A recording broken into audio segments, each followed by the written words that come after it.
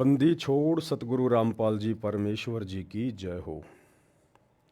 परमपिता परमात्मा सारी सृष्टि के रचनहार, कुल मालिक, असंख्य ब्रह्मांडों के स्वामी, जगत गुरु, तीनों लोकों में प्रवेश करके सबका भरण पोषण करने वाले, राजाधिराज, आत्माधार, नाथों के नाथ, देवों के देव महादेव, सर्वेश्वर महेश्वर, मृत्युंजय, अजरो अमर, आदि अनादि, सनातनी प्रभु, जगत पिता जगदीश्वर, श्री श्री 1008 की उपाधि के वास्तविक अधिकारी, अकाल मूरत शब्द स्वरूपी राम वासुदेव, सर्वगतम ब्रह्म, परम पूज्य, प्रथम पूज्य, परम संत, परम पुरुष, परम धनी, परम दयालु, सत्य कबीर, हक्का कबीर, अल्लाहु कबीर, अल्लाहु अकबर, बाखबर, अल्लाह ताला, जगत के तारणहार, जगत के मुक्तिदाता, जगत के जगन्नाथ, हारे के सहारे, हिंदुओं के राम, मुसलमानों के अल्लाह, सिखों के वाहिगुरु, ईसाइयों के मसीह, दया के सागर दयानिधि, करुणा के सागर करुणानिधि, स्वयंभू परिभू, संकट मोचन, कष्ट हरण, मंगल करण, दुख भंजन, अविगत कबीर, निर्विकार निर्विषम परमात्मा, अलय अलेख सतगुरु, आदि अनादि सतगुरु, असली मर्यादा पुरुषोत्तम, असली राम, असली कृष्ण, असली घनश्याम, असली मुरारी, राजाओं के राजा, महाराजाओं के महाराजा, शहंशाहों के शहंशाह, सम्राटों के सम्राट, भगवानों के भगवान, अल्लाहों के अल्लाह, प्रभुओं के प्रभु, मसीहाओं के मसीह, सच्चे वाहिगुरु, बाबाओं के बाबा, पीरों के पीर, सेठों के सेठ, जगत सेठ, सावड़सा सेठ, सर्वगुण संपन्न, अनंत कोटि कलाओं के स्वामी, अनंत कोटि ब्रह्मांडों के नायक, योगियों में महायोगी, ध्यानियों में महाध्यानी, सिद्धों में परम सिद्ध, ज्ञानियों में तत्व ज्ञानी, ब्रह्म ज्ञानी, महाज्ञानी, परम ज्ञानी, सर्वश्रेष्ठ ज्ञानी, विज्ञानी, युवा कबीर, समर्थ कबीर, असमवात, अमित ओजा, सच्चे रहनुमा, करीम अल्लाह, सुभान अल्लाह, दुनिया के अंतिम पैगंबर, 8 सितंबर 1951 से गांव धनाना, जिला सोनीपत, हरियाणा, भारतवर्ष की पावन भूमि पे प्रकट रियल कल की भगवान श्री नारायण साकार हरि, श्री बाबा साहेब नूर अनंत परमात्मा, संत श्रोमणी सतगुरु रामपाल जी परमेश्वर जी के चरण कमल में साध संगति से जुड़े हुए देश विदेश से आप और हम सभी सत्सेवक भाई बहनों का अनंत कोटि दंडवत प्रणाम।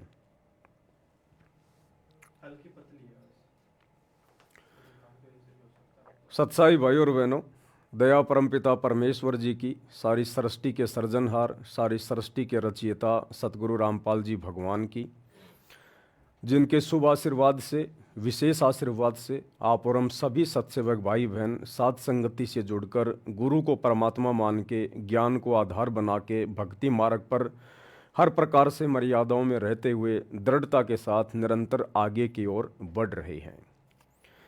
भाई और बहनों, थोड़ा सा आवाज़ को लेकर बता दीजिएगा। जो भाई बहन लाइव जुड़े हैं, दास की आवाज़ को लेकर अगर आवाज़ में कोई प्रॉब्लम हो, कोई दिक्कत हो तो आप जी एक बार बता दीजिएगा। अगर सही आ रही है तो ठीक है, एक बार कोई भी भाई बहन कमेंट्स कर दो एक बार बस।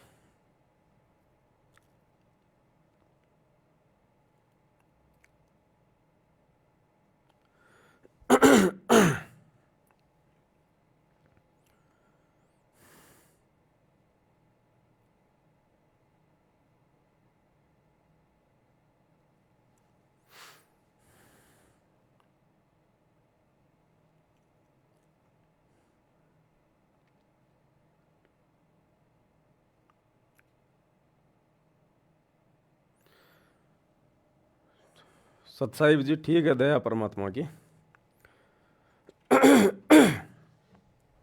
सही है सब कुछ, लेकिन हल्की सी पतली है वो थोड़ी सी। सतसाई भाई और बहनों, बंदी छोड़ सतगुरु रामपाल जी भगवान की जय हो। भाई और बहनों, आप और हम वर्तमान में जिस दौर से गुजर रहे हैं, ये कोई सामान्य दौर नहीं है।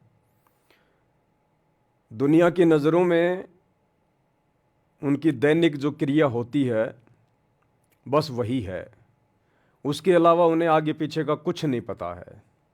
ना उन्हें आत्मज्ञान है, ना उन्हें परमात्म ज्ञान है, ना उनको ये पता कि मुझे ये मनुष्य जीवन क्यों मिला है, और मेरा मुख्य कार्य क्या है, जिस कार्य के लिए उस अल्लाह ने, उस परमेश्वर ने मुझे ये मनुष्य शरीर दिया, स्त्री या पुरुष का। लेकिन आप और हम चंद आत्माओं के ऊपर, जितनी भी आत्माएं वर्तमान में सतगुरु रामपाल जी परमेश्वर जी से जुड़ी हुई हैं, उनके शिष्य हैं, उनकी शिष्या हैं, आप और हमारा ये सौभाग्य है। आप और हम संसार की विशेष चुनिंदा आत्माओं में से कुछ एक आत्माएं हैं जो उस अल्लाह ने आप और हमारे ऊपर रजा बख्शी है, दया बख्शी है। जो दया, जो रजा उस परमेश्वर की, उस अल्लाह की वर्तमान में ब्रह्मा विष्णु महेश के ऊपर नहीं है, 33 करोड़ देवी देवताओं के ऊपर नहीं है, चारों शंकराचार्यों के ऊपर नहीं है, मुसलमान धर्म के बड़े से बड़े मुल्ला और मौलवियों के ऊपर नहीं है, जैन धर्म के किसी तीर्थकर के ऊपर नहीं है, वो दया गुरुदेव ने आज आप और हमारे ऊपर बख्शी हुई है। और इस बात का पता लोगों को 2028 के आसपास चलेगा, जब ये परमात्मा सतगुरु रामपाल जी भगवान, दुनिया जिन्हें कल्कि के नाम से यूट्यूब पे ढूंढ रही है, दुनिया भर के भविष्य वक्ता जिनके विषय में भविष्यवाणियाँ कर रहे हैं, लेकिन वो खोज नहीं पा रहे, सर्च नहीं कर पा रहे कि वास्तव में वो कल्कि है कौन। तो इस दुनिया को उस समय पता चलेगा जब ये कल्कि भगवान, ये सतगुरु रामपाल जी भगवान 2028 के आसपास अचानक से दुनिया के सामने प्रकट होंगे, जैसे नरसिंह खंबा फाड़ के अचानक से प्रकट हुआ था। तो हम आत्माओं ने दुनिया वालों को देखकर या दुनिया वालों की बातें सुनकर हमने अपने मनोबल को कमजोर नहीं करना है। हमारी समझ में आ गया है कि परमात्मा कौन है, भगवान कौन है, अल्लाह कौन है। ये हिंदू, मुस्लिम, सिख, ईसाई ये खाली फालतू में मंदिरों में, चर्चों में, गुरुद्वारों में, मस्जिदों में जा जाकर चिल्लाते हैं, लेकिन वहाँ भगवान नहीं है, अल्लाह नहीं है, वाहिगुरु नहीं है, मसीहा नहीं है। वो अल्लाह, वो परमात्मा, वो सतगुरु कोई जानवर नहीं है, कोई पशु नहीं है जो मुल्ला मौलवी पंडित काजी या कोई भी पाठी या कोई भी पास्टर पोप पादरी उसे रस्से से बांधकर और उस मंदिर मस्जिद में, चर्च या गुरुद्वारे में रख लेगा। वो तो सर्वंग है, सर्वंग रमता राम है, उसकी शक्ति, उसकी सत्ता, उसका वास सृष्टि के कण कण में है। तो आज आप और हमें पता चल चुका है उस परमेश्वर की दया से, उसकी रजा से, क्योंकि वो खोजने से नहीं मिलता, उसकी पहचान कोई इंसान नहीं कर सकता। आना भाई, देखना एक बार ये।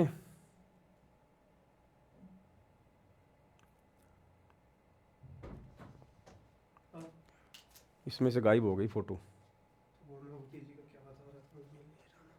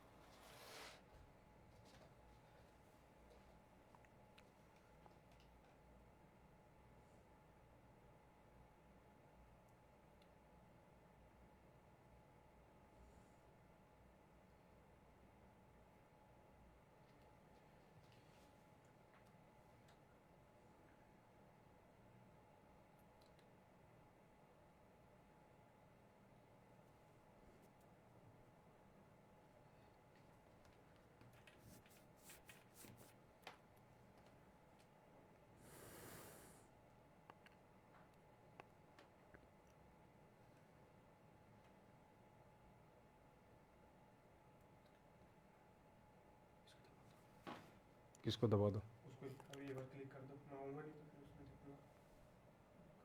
हाँ कौन?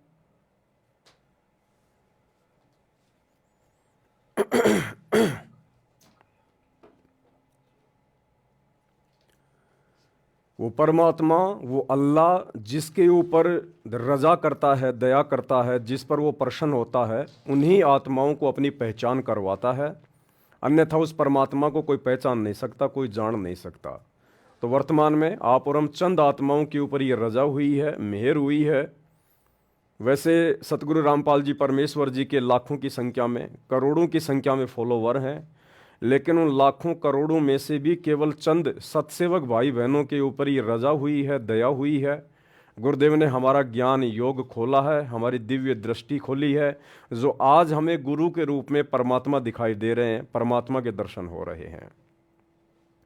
तो भाई और बहनों, इस रजा को हम सभी भाई बहन इसी प्रकार से बरकरार रखें, और ये रजा बरकरार रहेगी गुरुदेव की मर्यादाओं में रहकर आजीवन उनकी सतभक्ति करते रहने से। अगर आपने मर्यादा तोड़ दी तो भले आप कितनी भक्ति कर लो, कितना आप जी कुछ भी अपने मन में श्रद्धा लगा के बैठे रहो, परमात्मा यानी गुरुदेव हमारे निकट भी नहीं है। हमारी वो बात नहीं बनेगी जिस मोक्ष के लिए हम दिन रात प्रयत्न कर रहे हैं, इतना संघर्ष कर रहे हैं। तो भक्ति हमारे लिए सबसे पहला काम है, सबसे पहला काम। हम कुछ भी करें, लेकिन हमने 2-3 चीज़ों का विशेष तौर पर ध्यान रखना होगा अगर अपने अल्लाह को प्रसन्न करना है तो। सबसे पहले उनके द्वारा हमें जो भक्ति क्रिया करने को दे दी गई है, 5 यज्ञ, वो 5 यज्ञ हमने नियमित करने हैं। 5 यज्ञ कौन कौन से बताए गुरुदेव भगवान ने? ज्ञान यज्ञ और ध्यान यज्ञ। ज्ञान यज्ञ क्या है? गुरुदेव के द्वारा जो सत्संग कर दिए गए हैं, प्रतिदिन उनके सत्संगों को सुनना ज्ञान यज्ञ। सत्संगों को ध्यान से सुनना ध्यान यज्ञ। गुरुदेव ने हमें जो तीनों समय की संध्या आरती दी है, जो त्रिकाल संध्या दी है, तीनों समय की आरतियां करना, विधि विधान से करना, यह है ज्ञान यज्ञ। और आरतियों को ध्यान देकर करना, वाणियां क्या कह रही हैं, अपने भटके हुए मन को रोककर तीनों समय की आरती करना, वो ध्यान यज्ञ। गुरुदेव ने हमें जो सतभक्ति मंत्र दिए हैं जाप करने के लिए, उन मंत्रों के ऊपर ध्यान लगा के जो विधि बताई है सुरति नृत्य मन और पवन से, उस विधि से मंत्रों का जाप करना ज्ञान यज्ञ और ध्यान यज्ञ में आता है। परमेश्वर की महिमा करना ज्ञान यज्ञ और ध्यान यज्ञ में आता है। तीसरा यज्ञ है हवन यज्ञ। यानी हमने अपने घरों में जो जो उपदेशी हैं, उन्होंने देसी घी का दीपक जलाना होता है। खड़ी बत्ती वाला देसी घी का दीपक उन भक्तों ने अपने घर पर जलाना है। और कोशिश करें, परमात्मा दया करें, 24 घंटे हमारे घरों में दीपक जलना चाहिए। 24 घंटे कोशिश कीजिएगा, अपने और जो खर्चे हैं उनको सीमित कीजिएगा, और कोशिश करें परमात्मा का दीपक 24 घंटे देसी घी का खड़ी बत्ती वाला हमारे घर में जलना चाहिए। और चौथी यज्ञ है दंडवत, यानी अपने गुरुदेव भगवान को दंडवत प्रणाम करना। दंडवत प्रणाम करने की भी गुरुदेव ने विधि बताई है। यदि आप आधीनी के साथ, आपके अंदर दासातन होना चाहिए, दास भाव होना चाहिए, और वो दिखावटी दास भाव नहीं चलेगा, दिखावटी आधीनी वाला भाव नहीं चलेगा। ये परमात्मा है, अंतर्यामी है, हम इसके सामने औपचारिकता नहीं कर सकते, ये हमारे हृदय में बैठा हुआ है। हम बाहर मार्केट में जहाँ भी काम धंधा करते हैं, जो भी अपना बिजनेस व्यवसाय करते हैं, वहाँ तो बार बार हम चिल्लाते हैं, लेबर के ऊपर चिल्लाते हैं, छोटी छोटी बातों के ऊपर मनमुटाव करते हैं, ऊंची आवाज़ में बातें करते हैं, 2 मिनट में हम गुस्सा हो जाते हैं, और जब घर पे आते हैं सुबह शाम तो हाथ जोड़ के गर्दन नीची करके दंडवत प्रणाम करते हैं। तो वो दंडवत प्रणाम परमात्मा स्वीकार नहीं करेगा। गुरुदेव ने बताया जो पतिव्रता स्त्री होती है, वो चाहे अपने घर पे रहे, चाहे घर से बाहर रहे, उसका आचार विचार व्यवहार बोलना चलना एक जैसा होना चाहिए। तो हम अपने गुरुजी के सामने दंडवत प्रणाम करते समय तो लंबा लेट रहे हैं, गर्दन नीची कर रहे हैं, नीची आवाज़ में बात कर रहे हैं, और बाहर मार्केट में, बाजार में या अन्य कोई भी व्यवसाय हमारा जैसा भी है, वहाँ हम चिल्ला रहे हैं, चीख रहे हैं, ये नुकसान कर दिया, इसकी भरपाई कौन करेगा, तुम लेबर हो या तुम क्या हो, तुम्हारा दिमाग है या पजामा है। तो परमात्मा उस दंडवत प्रणाम को जो दिखावटी है उसको स्वीकार नहीं करेगा। जब तक परमात्मा यानी सतगुरु अपने भगत के आचार विचार व्यवहार को, उसकी करनी और कथनी को एक जैसा नहीं देखेगा, तब तक परमात्मा उसके दिखावटी दंडवत प्रणाम को स्वीकार नहीं करेगा। और पांचवी यज्ञ है धर्म यज्ञ।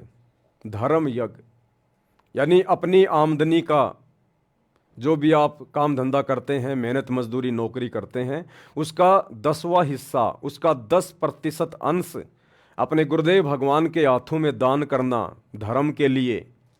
क्योंकि गुरु जो सुपात्र होता है वो केवल उसका सदुपयोग ही करेगा, वो वापस हमारी सेवा में लगाएगा, हमारे लिए ही व्यवस्थाओं में लगाएगा, भंडारे में लगाएगा। तो सुपात्र को दिया गया दान धर्म यज्ञ कहलाता है। और वर्तमान में जैसे हमारे गुरुदेव भगवान अपने मिशन के तहत कुछ समय के लिए आप और हमारे से दूर हिसार जेल में बैठे हुए हैं, ऐसी स्थिति में आज उनके नाम पर उनके परिवार ने धार्मिक धंधा खोल रखा है, जगह जगह सतलोक आश्रम खोल रखे हैं, जगह जगह नामदान सेंटर खोल रखे हैं। जबकि ये लोग कुपात्र हैं, ये लोग दान धर्म लेने के अधिकारी नहीं हैं, सुपात्र नहीं हैं। बहुत सारे भाई बहन इनके झांसे में फंसे हुए हैं, लेकिन जो ज्ञानी आत्मा है वो ऐसी गलती नहीं करेगी वर्तमान में, क्योंकि वर्तमान में गुरुदेव की गैर हाजिरी में आज हमारी परीक्षा चल रही है। तो वर्तमान में धर्म यज्ञ कहाँ करें, कैसे करें? पहली बात तो ऐसी विशेष परिस्थितियों में यदि हम धर्म यज्ञ नहीं कर पाते हैं तो हमें दोष नहीं लगता है, क्योंकि हम तो करना चाहते हैं, लेकिन हमारे गुरुदेव भगवान हिसार जेल में बैठे, हमारी मजबूरी है। बाहर जितने भी लोग हैं सब कुपात्र हैं, कोई भी सुपात्र नहीं है। तो दें तो किस आश्रम में दें, कहाँ दें? तो हमारे सामने दो ही विकल्प हैं, या तो हम ज्योति पाठ और दान का अपने घर पर जहाँ दरबार साहिब लगा रखा है, अपने गुरुदेव को परमेश्वर मानकर हम दंडवत प्रणाम करके और संकल्प कर लें कि ये गुरुदेव दास आपके चरणों में ज्योति का, पाठ का या वैसे दान का संकल्प करता है, आप इसको स्वीकार करने की कृपा करें। और गुरुदेव जब आप आश्रम में आ जाओगे उस समय दास आपके चरणों में ये सेवा राशि सौंप देगा। दूसरा तरीका है, यदि आप अपने गुरुदेव भगवान को प्रतिदिन भोग लगा रहे हैं, प्रतिदिन आप उनको इष्ट मान के, परमेश्वर मान के, गीता अध्याय 3 श्लोक 13 के अनुसार भोग लगा रहे हैं, तो ये आपका धर्म यज्ञ में काउंट होता है, ये आपका धर्म यज्ञ में काउंट होता है। कोई भगत भाई बहन हमारे घर पर आते हैं, प्यार प्रेम से भंडारा खिलाओ, उनकी सेवा करो, वो भी धर्म यज्ञ में आता है। और वर्तमान में गुरुदेव का मिशन है साध संगति। साध संगति में जो भी सेवा होती हैं वो परमेश्वर के अनुरूप होती हैं, उनकी प्रेरणा के अनुसार होती हैं। तो साध संगति में जब भी कोई सेवा चलती है, आप जी जैसा भी आपको परमात्मा प्रेरणा करें, आप अपना योगदान उसमें कर सकते हैं, क्योंकि यहाँ आपके एक भी रुपये का किसी भी प्रकार से दुरुपयोग नहीं होगा। जो भी होगा परमात्मा की सेवा में होगा, लोग दिखावे में नहीं होगा, मान बढ़ाई में नहीं होगा, राजनीति में नहीं लगेगा, गुंडों की सीबीआई जांच में नहीं लगेगा, जाटों के आरक्षण में नहीं लगेगा, और स्टेडियम बनाने में नहीं लगेगा, किसी की धर्मशाला बनाने में नहीं लगेगा, काल पुजारियों के लिए भंडारे लगाने में नहीं लगेगा।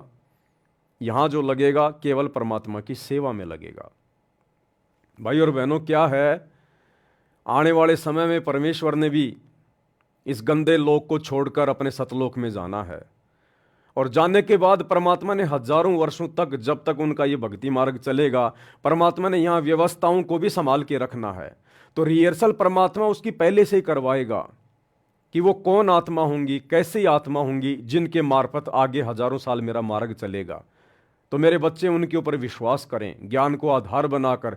तो परमेश्वर वर्तमान में साध संगति के माध्यम से उस आने वाले समय की रिहर्सल करवा रहे हैं कि आने वाले समय में किस प्रकार से भगत आपस में दान धर्म करेंगे, और किस प्रकार सोच समझ के करेंगे, और सुपात्र को करेंगे, और जिसको दिया जाएगा वो कितना योग्य है, कितना अयोग्य है। तो वर्तमान में ये परीक्षा चल रही है। इस पैसे का दुरुपयोग दास भी कर सकता है, कोई बड़ी बात नहीं है। जो भी भाई बहन दास के पास सेवा भेजते हैं, अब उनको तो नहीं पता कि दास वो पैसा कहाँ कहाँ खर्च करेगा, क्या क्या करेगा। वो आत्माएं अपने गुरुदेव को आधार मानकर और विश्वास करके, जो उन्होंने देखा है सुना है साथ संगति में, वो विश्वास करके सेवा भेजती है दास के पास में।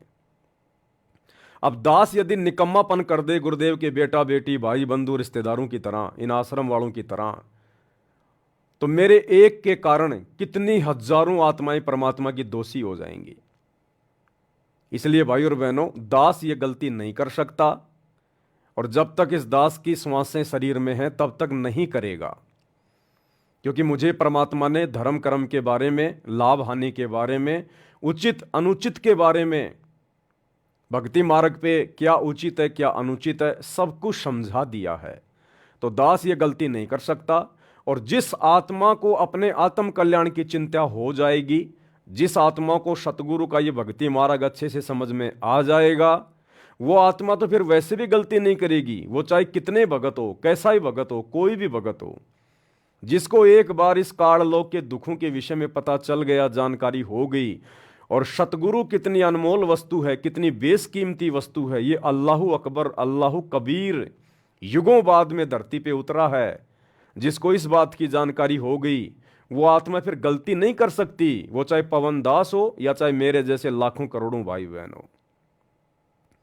तो आने वाले समय में किस प्रकार से परमेश्वर की व्यवस्थाएं चलेंगी, आज हिसार जेल में बैठ के परमात्मा उन सब की रिहर्सल देख रहा है।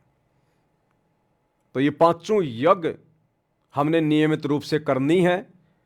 उसके बाद गुरुदेव भगवान के जो नियम हैं, जो मर्यादाएं हैं, हमने उनका प्रत्येक का अनुसरण करना है, फॉलो करना है। एक भी मर्यादा ना टूट जाए गुरुदेव भगवान की।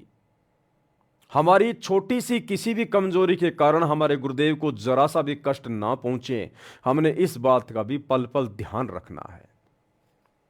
तो भाई और बहनों, ये जो विशेष दया, विशेष मेहर इस पूरे विश्व में, पूरी कायनात में, पूरी सृष्टि में, जो वर्तमान में उस कल की भगवान ने, अल्लाह कबीर ने, भगवानों के भगवान ने, सतगुरु रामपाल जी परमात्मा ने जो बख्शी हुई है, केवल हम चंद सत्सेवक भाई बहनों के ऊपर बख्शी हुई है। तो आप और हमारा भी फर्ज बनता है, कर्तव्य बनता है कि हम अपने गुरुदेव भगवान की उम्मीदों को ना तोड़ें। अगर गुरुदेव ने हमारे ऊपर विश्वास किया है इस पूरी सृष्टि में, तो हम उनके विश्वास के ऊपर खरे उतरें। तो इसी कड़ी में आगे कुछ बातें हैं जो आप भाई बहनों के साथ में शेयर करनी है। परमात्मा ने कुछ संदेशे दिए हैं, दास ने ज्ञान आधार से उन संदेशों के ऊपर विचार किया, तो मुझे लगा कि वास्तव में ये संदेशा परमेश्वर की तरफ से है और ये सभी भाई बहनों तक पहुंचना चाहिए। वैसे तो दास जूली बहन के माध्यम से जो ऑडियो मेरे पास आती हैं मैं आप लोगों को भेजता रहता हूं, लेकिन कुछ एक ऑडियो होती हैं जिनको मैं साइड में रख लेता हूं, आप भाई बहनों को नहीं भेजता, क्योंकि उन ऑडियो को यदि डायरेक्ट भेजा जाएगा तो आप समझ नहीं पाओगे, और उनमें एक संदेश छुपा होता है। तो फिर वो संदेश आपको समझाने के लिए दास फिर लाइव आता है। तो भाई और बहनों, वर्तमान में दंडोत प्रणाम को लेकर गुरुदेव भगवान ने कुछ आदेश दिए हैं परमात्मा ने, और ये बिल्कुल सत्य बात है। अब हमने प्रत्येक क्रिया को करते समय अपने गुरुदेव को परमात्मा मानकर, परमात्मा समझकर करनी होगी। दंडवत तो सभी भाई बहन करते हैं, आश्रमों से जुड़े भाई बहन भी दंडवत प्रणाम कर रहे हैं, सत्सेवक भाई बहन भी दंडवत प्रणाम कर रहे हैं। सत्सेवक भाई बहन जो दंडवत प्रणाम करते हैं वो विधि विधान अनुसार करते हैं, लेकिन इसके बावजूद हमें और बहुत सारी बातें उसमें ऐड करनी है जो हमारे भाव को बढ़ाएंगी, हमारी श्रद्धा को बढ़ाएंगी। क्योंकि दंडोत प्रणाम शांति से किया जाता है। दंडोत प्रणाम कोई चलते फिरते करने की चीज नहीं है। हम जिनको दंडोत प्रणाम कर रहे हैं वो कोई आम वस्तु नहीं है, कोई सामान्य संत या व्यक्ति नहीं है, कोई तीन लोक का भगवान नहीं है। तो दंडोत प्रणाम करते समय हमने कितनी स्थिरता, कितना धैर्य, कितना ठहराव, कितनी शांति अपने अंदर लेकर आनी पड़ेगी। दरबार में गए, दंडवत प्रणाम किया, दिमाग में क्या चल रहा है फटाफट, अब बस किया दंडवत प्रणाम, उठ गए और चले गए। अब ये नहीं चलेगा। हमें परमात्मा पीएचडी की पढ़ाई करवा रहे हैं, पीएचडी की पढ़ाई सत्सेवकों को। अब हमने हर चीज में ठहराव लाना पड़ेगा। हम सत्सेवकों के जीवन में जल्दबाजी बिल्कुल भी नहीं होनी चाहिए, क्योंकि जो भगत होता है, भक्ति से परिचित होता है, सतगुरु से परिचित होता है, वो ऐसा कोई काम करेगा ही नहीं जो काम जल्दबाजी का हो या भगत को टेंशन में डाल दे, जल्दबाजी में डाल दे। तो फिर हमने कोई भी भक्ति क्रिया करते समय, वो चाहे तीनों समय की आरती करना हो, चाहे गुरुदेव के सत्संग सुनने हो, चाहे गुरुदेव को दंडवत प्रणाम करना हो, हमने जल्दबाजी बिल्कुल भी नहीं करनी है। हमने इसको त्यागना है, चाहे हमारा कितना ही अर्जेंट काम क्यों ना पड़ा हो, चाहे करोड़ों रुपये का काम क्यों ना बिगड़ना हो, लेकिन ये अरबों खरबों का कार्य जो भक्ति है, इसको हमने प्रथम महत्व देना है। तभी हमारे गुरुदेव भगवान रीझेंगे, हमसे प्रसन्न होंगे, खुश होंगे। तो शुरुआत करता हूं जूली बहन के द्वारा भेजी गई एक ऑडियो से। इस ऑडियो के माध्यम से परमात्मा ने क्या संदेशा दिया है, पहले हम पूरी ऑडियो सुनेंगे। ये 8 मिनट 20 सेकंड की ऑडियो है। उसके बाद परमात्मा दया करेंगे, जहां जहां आवश्यकता होगी दास सभी भगत भाई बहनों को बताएगा कि परमेश्वर की ओर से क्या आदेश है। और देखो, आप सभी भाई बहन जो भी हैं साथ संगति से जुड़े हुए हैं, वैसे तो आप लोग सभी ज्ञानी हो, विद्वान हो, परमात्मा ने सबको हंस बना दिया है। आपने ना ही तो आंख बंद करके मुझ पवनदास की किसी बात पे यकीन करना है, ना ही जूली बहन की ऑडियो पे या किसी अन्य भगत के द्वारा निकट भविष्य में जो संदेशा दिया जाए, हमने आंख बंद करके किसी भी बात पे यकीन नहीं करना, विश्वास नहीं करना, वरना हम मार खा जाएंगे। हमने साथ साथ इन बातों का ध्यान रखना है। परमात्मा ने चाहे किसी को भी निमित्त बनाया हो, लेकिन वो निमित्त करता एक जीव है, दो कोटि का प्राणी है। वो हमारा सतगुरु नहीं है, वो भगवान नहीं है। क्या पता परमात्मा उस निमित्त कर्ता से जानबूझ के गलती करवा दे, आम संगत की परीक्षा लेने के लिए, कि बाकी लोग जो उसको सुनते हैं, उसको देखते हैं, वो लोग ज्ञान आधार से विचार करते हैं या मेरे निमित्त कर्ता की प्रत्येक बात पर आंख बंद करके भेड़ चाल में चलते हुए विश्वास कर रहे हैं। तो क्या पता परमात्मा ही दास से गलती करवा के, कुछ गलत शब्दों का प्रयोग करवा के या ज्ञान विरुद्ध संदेशा दिलवा के आप भाई बहनों की परीक्षा ले रहे हो। और आप जी बस पवन भाई ने बोल दिया, पवन भाई ने बोल दिया, और विचार अगर नहीं किया तो आप जी परमात्मा की परीक्षा में फेल हो जाओगे। क्योंकि दास का शुरू से ये मकसद रहा है, और इसीलिए दास को परमात्मा ने हमेशा से सहारा दिया है। क्योंकि मेरे मन में कोई छल कपट नहीं है, कोई राग द्वेष ईर्ष्या नहीं है, मेरे मन में कोई लोभ लालच या कोई स्वार्थ नहीं है। मैं संगत को ठगूं, संगत से पैसा हड़पूं, उस पैसे से मैं कोई बिजनेस खोलूं, मेरी ऐसी कोई भावना शुरू से ही इस भक्ति मार्ग पर नहीं रही है। इसलिए परमात्मा ने इस कुत्ते को निमित्त बनाया है। और अब इतना ज्ञान दे दिया भगवान ने, अपनी बिल्कुल पहचान करवा दी। अब भी यदि कोई व्यक्ति अगर इस परमात्मा से धोखा करने की सोचेगा, तो उससे बड़ा गधा फिर संसार में कोई दूसरा नहीं है। तो परमेश्वर ने क्या कुछ संदेशा भिजवाया है, इसीलिए पहले दास आपको सुनाता है। दास डायरेक्ट कोई आदेश आप लोगों के ऊपर नहीं थोपता है, ना मैं कोई आदेश देने का अधिकारी हूं। जो संदेशे आते हैं मैं तो आप सभी भाई बहनों के सामने रख देता हूं। आपको लगे कि ये बातें अपनाने से भक्ति में हमें कुछ फायदा ही है, नुकसान नहीं है, तो आप उनको अपना सकते हैं। आपको लगता है कि ये जो बातें बताई जा रही हैं ये गुरुदेव के ज्ञान के विरुद्ध हैं, तो आप जी बाध्य नहीं है, आप उन बातों को ना मानिएगा। बंदी छोड़ सतगुरु रामपाल जी भगवान जी की जय हो। जय हो बंदी छोड़ की लौट पानी और की। सत्ताई भाई जी, दास जी परमात्मा जी की अभी चरण सेवा कर रही थी, तो मालिक जी ने दिखाया जैसे कि 1998-99 के सत्संग है ना परमात्मा के, जो परमात्मा जा रहे थे की नाम मगर बिहाना सतगुरु वो शब्द गाते हैं, उसमें सभी भाई बहन परमात्मा के पीछे पीछे चलते हैं, परमात्मा जी आगे आगे चलते हैं। वही स्वरूप है मालिक का, उसी तरह से जा रहे। पर जहाँ परमात्मा जा रहा है उसके पीछे, परमात्मा जी के पीछे जो भगत भाई हैं, वो पहले वाले नहीं, वो सभी सत्सेवक भाई बहन हैं। परमात्मा जी के साथ जा रहे तो परमात्मा जी गए वहाँ पे एक स्टेज बना बहुत बड़ा, बहुत बड़े बड़े साउंड लगे हुए हैं और परमात्मा जी स्टेज पे खड़े हो गए और सबकी जनता नीचे है। तो परमात्मा जी कह रहे हैं आप लोगों को पता बच्चों, पुण्यात्माओं, परमात्मा को दंडवत प्रणाम कैसे करते हैं? तो सही भाई बहन तो बोल दिए हाँ पता है। तो बताओ। क्योंकि पहले मंत्र करते हैं फिर परमात्मा को दंडवत प्रणाम करते हैं। तो परमात्मा जी कह रहे हैं पहले परमात्मा को बैठ के परमात्मा को दंडवत प्रणाम किया जाता है। फिर जिसके पास प्रथम नाम सत्यनाम है उसका जाप करो और जो भगत आत्माएं संकल्प इच्छा से जुड़ी हैं वो परमात्मा जी का समर्थ साहेब रत्न उजागर की वाणी बोलकर वो परमात्मा जी को दंडवत प्रणाम करेंगे। क्योंकि जैसे जैसे भक्ति मार्ग में आगे बढ़ते जाओगे वैसे वैसे कोर्स चेंज विषय चेंज होते जाएंगे। तो अब तुम पीएचडी के बच्चे हो चुके हो तो अब तुम एक क्लास की थोड़ी पढ़ाई करोगे कि आज से आना और आज से हम अभी तुम्हें शोभा नहीं देता है। तो दासी ने कहा कि परमात्मा जी गुरु जी दासी तो ऐसे करती है पवन भैया ने बताया है कि मैं बैठ के परमात्मा को देखना चाहिए उनके स्वरूप को फिर हमें चिंतन मनन करके और फिर दंडवत प्रणाम करना चाहिए। तो दासी ऐसे करती है गुरु को कीजिए दंडवत कोटि कोटि सॉरी भगवान जी कर जोर विनती करूं धरूं चरण पसी सतगुरु रामपाल जी भगवान जिन दियो नाम बख्शिश। ऐसे करके ऐसे एक शब्द बोल के मालिक फिर आपको दंडवत प्रणाम दासी करती है। तो परमात्मा जी कह रहे थे ये शब्द को भी बोलना है और समय साहिब रत्न की वाणी को भी बोलना है। और पवन भैया जी आप जी भी स्टेज पे हो परमात्मा के साथ। परमात्मा कह रहे अब तुमने जैसे जैसे मैंने तुझे बताया था तुमने इनको समझा दिया ना।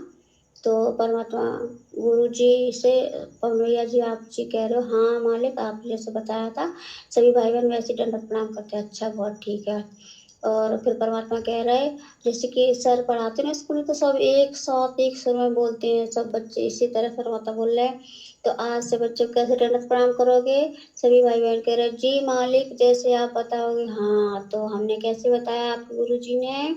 तो सब भाई बहन कह रहे मालिक जी आपने बताया कि समृद्ध साहिब रत्न उजागर की वाणी साथ में दंडवत प्रणाम करना है जो भाई बहन जुड़े हुए हैं वो। और बाकी का पवन बेटा तुम्हें समझा देगा। पवन बेटा को समझा देगा ना। तो पवन भैया आप जी ने कहा जी मालिक और सभी भाई बहन कह रहे जी मालिक। तो पवन भैया ने आपको कैसे बताया था दंडवत प्रणाम करने के लिए?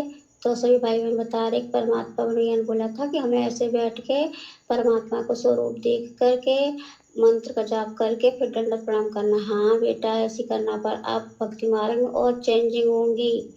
और एक गधे घोड़े की तरह थोड़ी दंडवत प्रणाम करना आए और लौट कर नहीं अब ये नहीं चलेगा। तुम्हारा गुरु तुम्हारे हृदय में विराजमान है और गुरु जी हर गतिविधि पर नजर रखता है।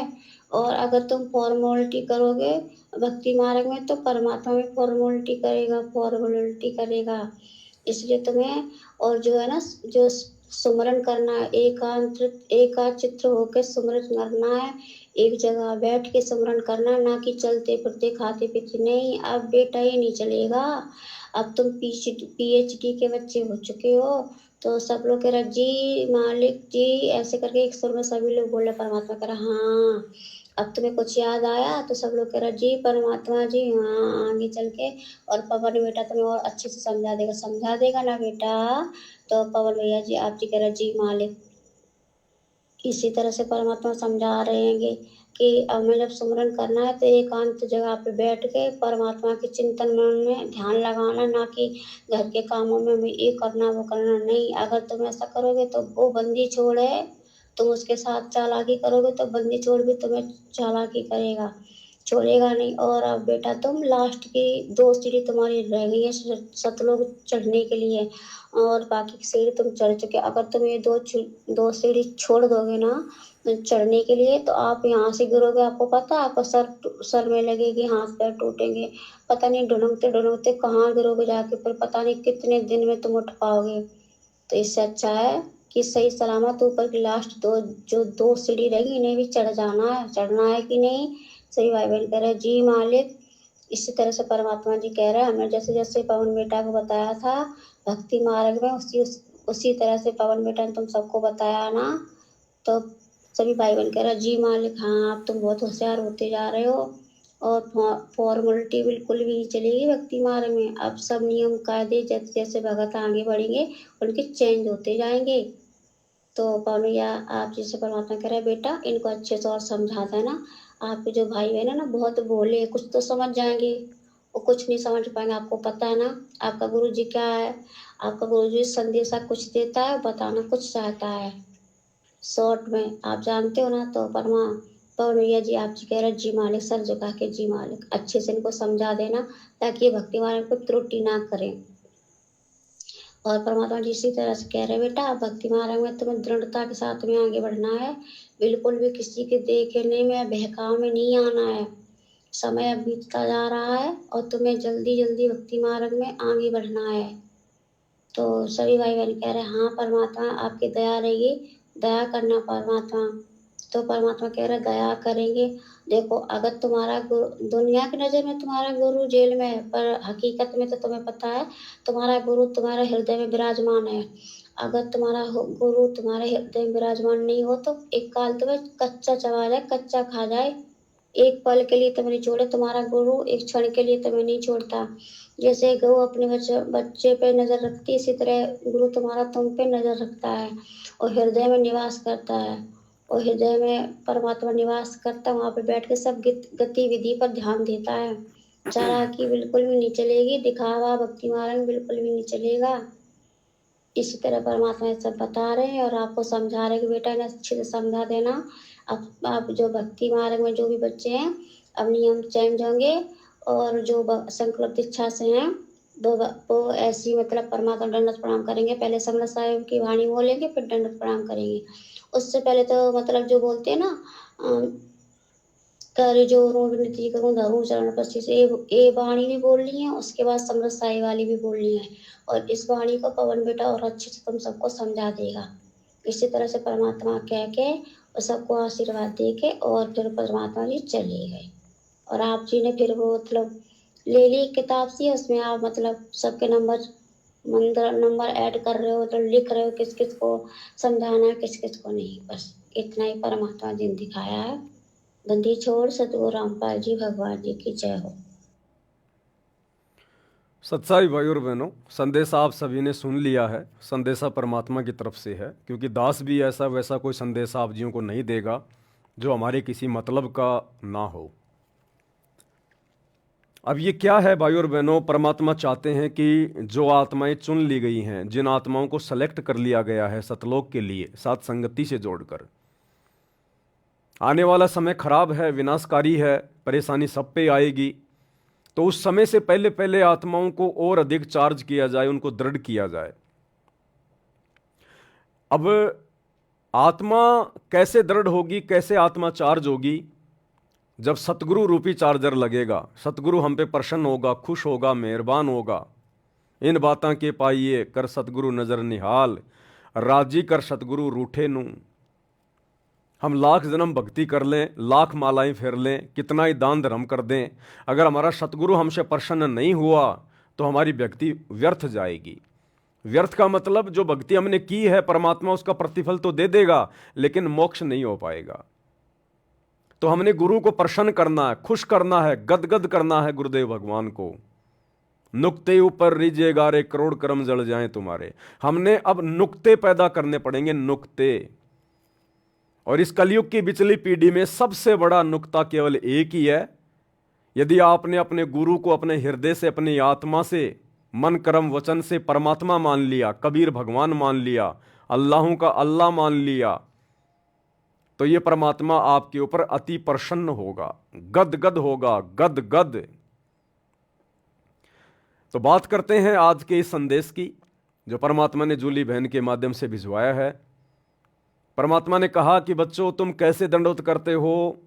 तो सभी भाई बहनों ने बताया कि परमात्मा जैसा आपने पवन भगत जी को निमित्त बनाया और हमारे तक जो संदेशा आया उस हिसाब से परमेश्वर हमने आपके सत्संगों में देखा, आपकी पुस्तकों में देखा। जब नित्य नियम के ऊपर वीडियो बने तो हमारे गुरु भाई पवन ने दिखाया कि किस प्रकार से अष्ट अंग से दंडवत प्रणामा संध्या प्रात करे निष्कामा। दंडवत प्रणाम कैसे किया जाता है, कैसे और कौन कौन से मंत्रों का जाप किया जाता है, किस विधि से किया जाता है। तो गुरुदेव बड़े प्रसन्न हुए और गुरुदेव ने कहा कि अब और थोड़ा आगे बढ़ना है। संकल्प वालों के लिए परमात्मा ने बताया कि संकल्प वाले जब भी अपने गुरुदेव को दंडवत प्रणाम करें तो संकल्प वालों को नाम दीक्षा तो है नहीं, तो मंत्र तो उनके पास कोई है नहीं, तो गुरुदेव ने आदेश दिया है कि संकल्प वाले समर्थ साहेब रत्न उजागर सत्य पुरुष मेरे सुख के सागर, ये जो वाणी है परमात्मा की, ये जो 8 वाणियां हैं, ये गुरुदेव की विशेष महिमात्मक वाणियां हैं। जब हमने कबीर सागर के सरलार्थ के ऊपर वीडियो बनवाए, जब दास ने वीडियो बनाए, तो उस समय भाइयों और बहनों पेज नंबर 480 या 82, दास को एग्जैक्ट ध्यान नहीं है, तो उसमें जिक्र आया था कि ये जो वाणियां हैं समर्थ साहिब रत्न उजागर, ये जो 8 वाणियां हैं जो संध्या आरती में भी आती हैं, ये भगवान की महिमा की विशेष वाणियां हैं। इन वाणियों को गाने से, श्रद्धा के साथ में गाने से, इनका भी एक फॉर्मूला है। वैसे आप हर किसी के सामने गाओगे ये वाणियां काम नहीं करेंगी। जो इन वाणियों के लिए अधिकारी है उसके सामने यदि आप उसको टारगेट करके इन वाणियों को गाओगे तो ये वाणियां अपना काम करेंगी, वैसे काम नहीं करेंगी ये वाणियां। अब आप डीजल की गाड़ी में पेट्रोल डालोगे, भले पेट्रोल डीजल से महंगा है, लेकिन वो गाड़ी नहीं चलेगी, वो गाड़ी उल्टा खराब हो जाएगी। गाड़ी भी पेट्रोल की होनी चाहिए और फिर उसमें पेट्रोल ही डलना चाहिए। तो हम जिसके लिए ये महिमातक वाणियां गा रहे हैं वो भगवान कौन है, वो अल्लाह कौन है, वो परमात्मा कौन है, हमारा टारगेट ये होना चाहिए। अब आप जी दंडवत प्रणाम तो कर रहे हो अपने गुरु जी को, सतगुरु रामपाल जी को, और सामने दरबार में फोटो लगी है दाढ़ी मूछ वाले नकली कबीर की, फर्जी कबीर की, मुर्दा कबीर की, तो वो आपका दंडवत प्रणाम आपके गुरुजी को स्वीकार्य नहीं होगा। क्यों? भले सामने आपके गुरुजी की फोटो भी है, लेकिन आपका टारगेट परमात्मा को लेकर कौन है? वो दाढ़ी मूछ वाली कबीर वाली फोटो। तो वो दंडवत प्रणाम आपके गुरुजी को स्वीकार्य नहीं होगा, बिल्कुल भी नहीं होगा। भाई और बहनों, ये छोटी मोटी बातें नहीं है, दास कोई अपनी तरफ से बनावटी नहीं कह रहा ये, और ना मुझे कोई शौक है, ना मुझे कोई शौक है आप भाई बहनों को बनावटी बातें कोई सुनाने का। सारी बातें गुरुदेव ने अपने सत्संगों में कह रखी हैं। 2014 बरवाला कांड से पहले परमात्मा ने हर प्रकार से हमारी शंकाओं का समाधान किया हुआ है, लेकिन उस समय हमारी बुद्धि ऑफ थी, हम गुरुजी को परमात्मा वाली दृष्टि से नहीं देख रहे थे, इसलिए हम उन वाणियों को समझ नहीं रहे थे, उन सत्संगों को हम समझ नहीं पाए। आज जब हमने गुरु को परमात्मा मान लिया और जिन जिन आत्माओं के सिर पे गुरुजी ने आशीर्वाद भरा हाथ रख दिया, आज उन आत्माओं को तमाम वाणियां बिल्कुल बखूबी समझ में आ रही हैं। तो जिसको दंडवत प्रणाम किया जाए हमने उसको परमात्मा मानना पड़ेगा। हम दंडवत प्रणाम कर रहे हैं अपने गुरुजी को और परमात्मा मान रहे हैं दाढ़ी मूछ वाले मुर्दा कबीर को, तो वो दंडवत प्रणाम हमारे गुरुजी को स्वीकार नहीं होगा, चाहे कितने दंडवत प्रणाम कर लो। एक छोटा सा सत्संग गुरुदेव भगवान के मुख कमल से बिल्कुल क्लियर हो जाएगा, बिल्कुल क्लियर। ध्यान से सुन लीजिएगा आप एक बार। साहब कहते हैं राम वियोगी ना जीवे और जीवत बौड़ा हो। राम से बिछड़ भगवान के सुख न देखने के बाद आदमी या तो जीवे नहीं, जीवेगा तो पागल हो जाएगा। तो वो दशा उस महापुरुष की हुई। तो दादू साहब जी बड़े होते गए, जो जो तब उन्होंने उस अमृतवाणी बोली, वह उनके चेलों ने लिखी गरीब दादू साहब जी के ने, और दादू जी के ग्रंथ में ये विद्यमान है वाणी। अब दादू जी क्या बताते हैं, थोड़ी सी महिमा परमात्मा की दादू जी के शब्दों से सुनाते हैं। ध्यान से। परमात्मा की, परमात्मा शब्द कहने से पाप करने लग जाते हैं जीव के, लेकिन जो परमात्मा है उसको उद्देश्य बनाकर उसको परमात्मा कहा जाए, लेकिन जो परमात्मा है उसको उद्देश्य बनाकर उसको परमात्मा कहा जाए, लेकिन जो परमात्मा है उसको उद्देश्य बनाकर उसको परमात्मा कहा जाए। अब जैसे हम क्या कह रहे हैं गुरुजी? गुरुदेव भगवान कह रहे कि परमात्मा शब्द कहने मात्र से जीव के पाप कटने शुरू हो जाते हैं, परमात्मा कहने मात्र से। लेकिन वो पाप कटेंगे किसको, वो पाप कटेंगे कैसे, कटेंगे वो किसके पाप है। आप सामने कोई पत्थर की मूर्ति रख के परमात्मा परमात्मा करोगे, मुंह से बोलोगे, पाप नहीं कटेंगे। आप जो अपने मुख से परमात्मा शब्द कह रहे हो, भगवान शब्द कह रहे हो, ये कबीर शब्द कह रहे हो, तो सामने वो कबीर होना चाहिए। आप प्रार्थना कर रहे हो अपने गुरुजी से, सतगुरु रामपाल जी से, हे गुरुजी मेरे ऊपर दुख आ गया, हे गुरुजी मेरी दया करो, हे परमात्मा दया करो। आप प्रार्थना कर रहे हो गुरुजी से, लेकिन आपके दिलो दिमाग में परमात्मा की छवि है, वो दाढ़ी मूछ वाले कबीर की नकली फोटो, दाढ़ी मूछ वाला नकली कबीर। तो असल में आपके पाप कर्म नहीं कटेंगे। थोड़ी बहुत को राहत मिल जाएगी आपके पिछले संस्कार की, वो अलग बात है, लेकिन मोक्ष के लिए आपके पाप कर्म नहीं कटेंगे।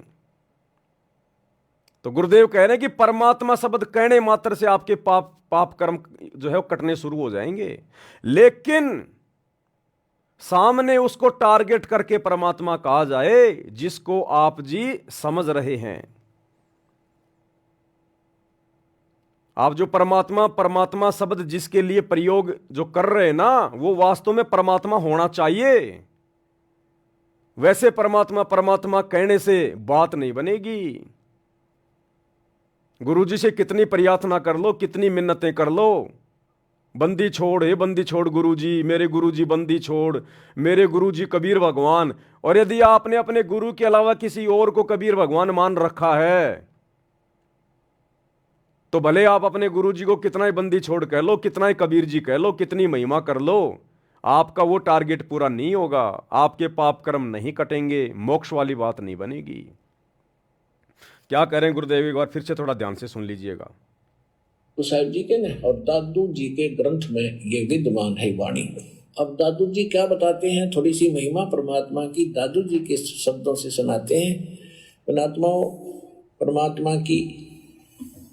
परमात्मा शब्द कहने से पाप कटने लग जाते हैं जीव के, लेकिन जो परमात्मा है उसको उद्देश्य बनाकर उसको परमात्मा कहा जाए, लेकिन जो परमात्मा है उसको उद्देश्य बनाकर उसको परमात्मा कहा जाए, लेकिन जो परमात्मा है उसको उद्देश्य बनाकर उसको परमात्मा कहा, लेकिन जो परमात्मा है उसको उद्देश्य बनाकर, टारगेट बनाकर उसको परमात्मा कहा जाए, तब हमारे पाप कर्म कटेंगे।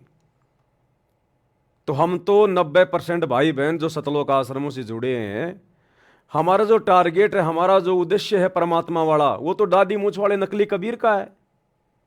हम तो उस दाढ़ी मूछ वाले नकली कबीर को कबीर भगवान समझ रहे हैं, कबीर परमात्मा समझ रहे हैं, तो हमारे पाप कर्म नहीं कटेंगे। तो ये दया भी साथ संगति से जुड़े हुए सत्सेवक भाई बहनों के ऊपर हुई है कि हमने अपने गुरुजी को ही कबीर भगवान मान लिया, कबीर परमात्मा मान लिया,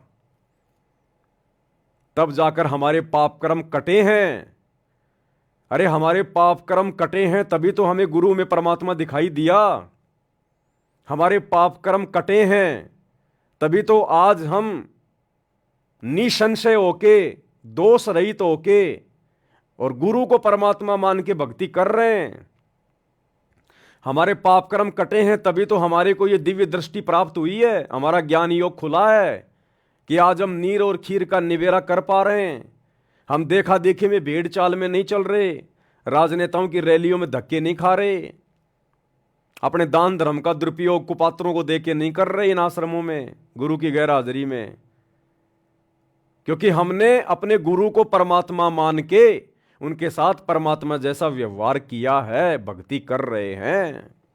तब जाकर हमारे अंदर वो खौफ, वो डर, वो भय पैदा हुआ है कि असल में कबीर, असल में परमात्मा तो तेरा गुरु है जो धरती पे प्रकट है, और गलतियां कर दी तो छिपने के लिए कहीं जगह नहीं मिलेगी।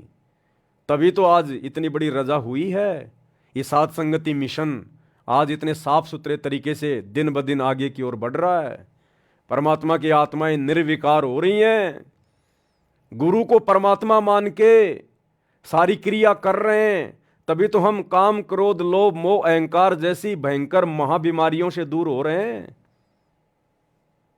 तो ये दया अपरम सत्सेवक भाई बहनों के ऊपर। तो अब जो आदेश है जो गुरुदेव भगवान का, और ये बिल्कुल सही है भाई और बहनों, हमने तो अपने भाव को, अपने श्रद्धा को निरंतर आगे की ओर बढ़ाते हुए चलना है। तो वैसे तो सभी भाई बहन विधि विधान से ही दंडवत प्रणाम करते हैं, इसमें कोई दो राय नहीं है, कोई संशय नहीं है, जैसा गुरुदेव ने सत्संगों में बताया, अपनी पुस्तकों में लिखा। लेकिन हमने तो परमात्मा को रिझाना है, प्रसन्न करना है। तो अब हम सभी भाई बहन क्या करेंगे? ये कोई आदेश नहीं है, इसको कोई आदेश ना समझे। बोलने को कोई कुछ भी बोल सकता है, मैं भी बोल ही रहा हूं, आपके ऊपर थोप नहीं रहा हूं। ये मार्ग जबरदस्ती थोपने का नहीं है। आपको अच्छा लगे तो कीजिए, ना लगे तो ठंडे बस्ते में डाल दीजिएगा। अब हम सभी भगत भाई बहन, क्योंकि हमें पता चल गया कि गुरु क्या है, गुरु स्वयं अल्लाहु अकबर अल्लाहु कबीर है, ये भगवानों का भगवान है। तो अब हम सभी भगत भाई बहन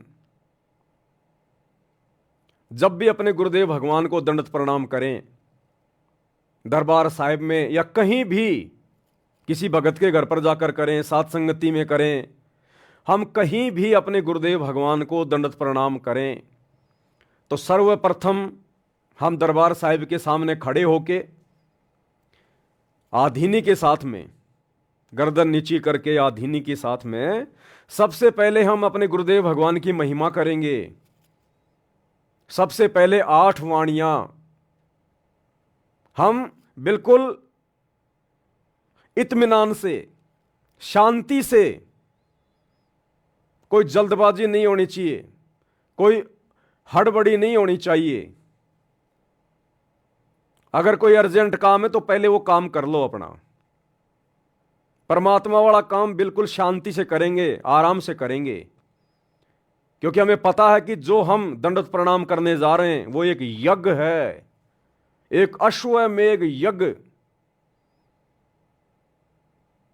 जो अश्वमेघ यज्ञ पांडवों ने द्वापर में की थी, उसमें कितना कितना घी, कितना कितना सामान लगता है। उस अश्वमेघ यज्ञ का फल यदि हमें चाहिए वास्तव में मोक्ष के लिए, तो हमने विधिवत अपने गुरुदेव भगवान को दंडवत प्रणाम करना पड़ेगा। और उस एक अश्वमेघ यज्ञ को सफल करने के लिए द्वापर में पांडवों ने अरबों खरबों रुपए बर्बाद कर दिए, अरबों खरबों रुपए।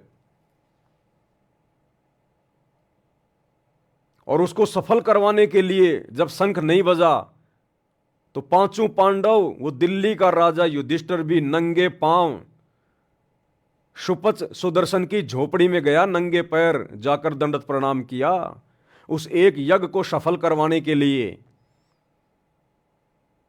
और वो अश्वमेघ यज्ञ का फल हमें मात्र 1 मिनट में मिल रहा है, मात्र 1 मिनट में। तो क्या 1 मिनट के लिए हम शांति नहीं रख सकते? अपने आप को दुनिया भर की चिंताओं से, 100 प्रकार के काम धंधों की टेंशन से दूर नहीं कर सकते? हमने तो सब कुछ सोचना विचारना बंद कर देना चाहिए जब हम अपने गुरुदेव भगवान को दंडवत प्रणाम करें, क्योंकि सारे कार्य तो उन्हीं से हो रहे हैं। बिगड़ भी गया तो संभालने वाला भी वही है। और सच्ची श्रद्धा से गुरु को दंडवत करने वाले के काम बिगड़ते भी नहीं है। तो वैसे तो हम सभी भगत भाई बहन सुबह उठते ही सबसे पहले मंगलाचरण करते हैं, फिर समर्थ साहिब, रत्न उजागर, ये 8 वाणियां बोलते हैं। ये तो हमारा रूटीन है, ये तो रहेगा, इसमें तो कोई दिक्कत नहीं है, कोई दो राय नहीं है। लेकिन जब हम दरबार साहिब में जाएं दंडवत प्रणाम करने के लिए, तो अब हम सभी भगत भाई बहनों ने क्या करना है आगे से, अपने गुरु जी को प्रसन्न करने के लिए, रिझाने के लिए। और हमारे भाव भी बनेंगे। परमात्मा यही तो चाहते हैं, इनके भाव बने, इनकी श्रद्धा बने, इनके अंदर गुरु जी के प्रति प्रेम और ज्यादा बढ़े। क्योंकि बिना प्रेम के हम सतलोक जा नहीं पाएंगे। बिना प्रेम पावे नहीं चाहे करोड़ समाधि ला, प्रेम केवल अपने गुरु जी में। तो अब हम जब भी दंडवत प्रणाम करें दरबार साहिब में या कहीं भी, तो सबसे पहले हम दरबार साहिब में जाके हाथ जोड़ के खड़े हों आधीन भाव से। और उसके बाद ये 8 वाणियां हम सभी भगत भाई बहन खड़े होके गाएंगे। समरथ साहिब रतन उजागर, सत्य पुरुष मेरे सुख के सागर। जूनी संकट मेटो गुसाई, चरण कमल की मैं बलि जाही।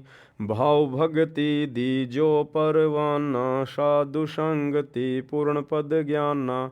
जन्म कर्म मेटो दुख धुंधा, सुख सागर में आनंद कंदा। निर्मल नूर जहूर जुहारम, चंद्र गता देखो दीदारम। तुम हो बंकापुर के वासी, सतगुरु काटो यम की फांसी। मेहरबान हो साहिब मेरा, गगन मंडल में दीजो डेरा। चक्वे चिदानंद अविनाशी, रिधि सिद्धि दाता सब गुण राशि। पिंड पराण जिन दीन दाना, गरीब दास जाकू कुर्बाना।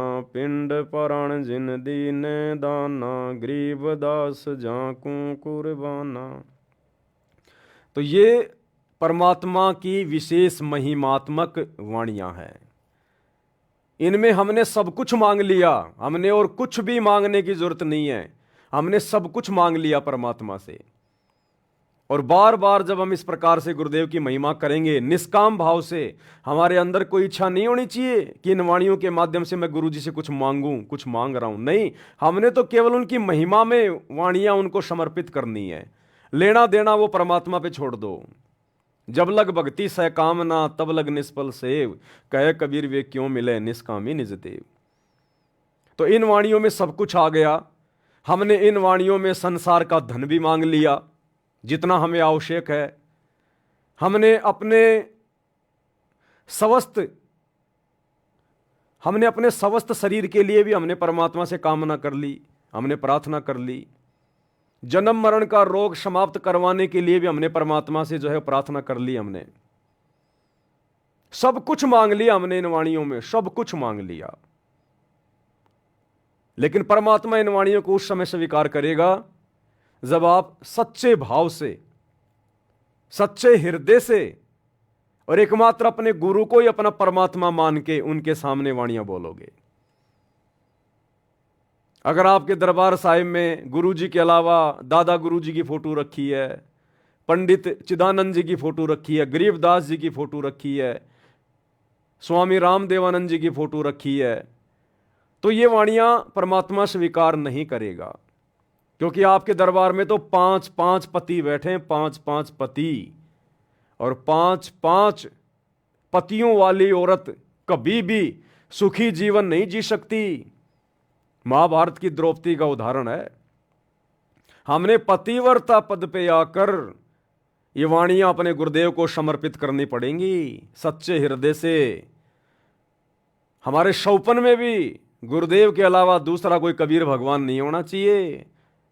शौपन में भी तब ये वाणियां गुरुदेव को स्वीकार होंगी।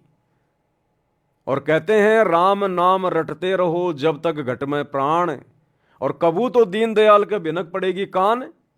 कभी न कभी तो गुरुदेव हमारे इन शब्दों को लेंगे, कभी न कभी तो गुरुदेव हमारे इन शब्दों को सुनेंगे। सुनने को तो गुरुदेव हमेशा ही सुनते हैं, लेकिन जिस दिन हम सच्चे भाव से सुनाएंगे उस दिन गुरुदेव इनको सुनेंगे। जाकी रही भावना जैसी, प्रभु मूरत उन देखी वैसी। तो जिस सच्चे भाव से, सच्ची श्रद्धा से हम अपने गुरुदेव के सामने उनकी महिमा करेंगे, ये वाणियां बोलेंगे, उसी श्रद्धा से परमात्मा उसी हिसाब से उन वाणियों को स्वीकार करेगा और अपना आशीर्वाद देगा। कहते हैं ना, जितना गुड़ डालोगे उतना ही मीठा होगा। मुंह से मीठा मीठा कहने से बात नहीं बनेगी। जितना मीठा डालोगे दूध में या चाय में, वो उतना ही मीठा होगा। चाय बनाते समय मीठा मीठा, चीनी चीनी, शक्कर शक्कर करोगे तो वो चाय, वो दूध मीठा नहीं होगा। तो मुंह से चाहे कितनी महिमा कर लो, कितनी वाणियां गा लो, कितना ही कुछ कर लो, जब तक अंदर से, हृदय से, आत्मा से गुरु को परमात्मा मान के हम ये वाणियां अपने गुरुदेव को समर्पित नहीं करेंगे, तब तक इन वाणियों को करने का कोई फायदा नहीं। तो सबसे पहले गुरुदेव के दरबार में खड़े होके, और वाणियां हमने जल्दबाजी में नहीं बोलनी है, हड़बड़ाहट में नहीं बोलनी है, नहीं तो फिर फॉर्मेलिटी हो जाएगी, औपचारिकता हो जाएगी।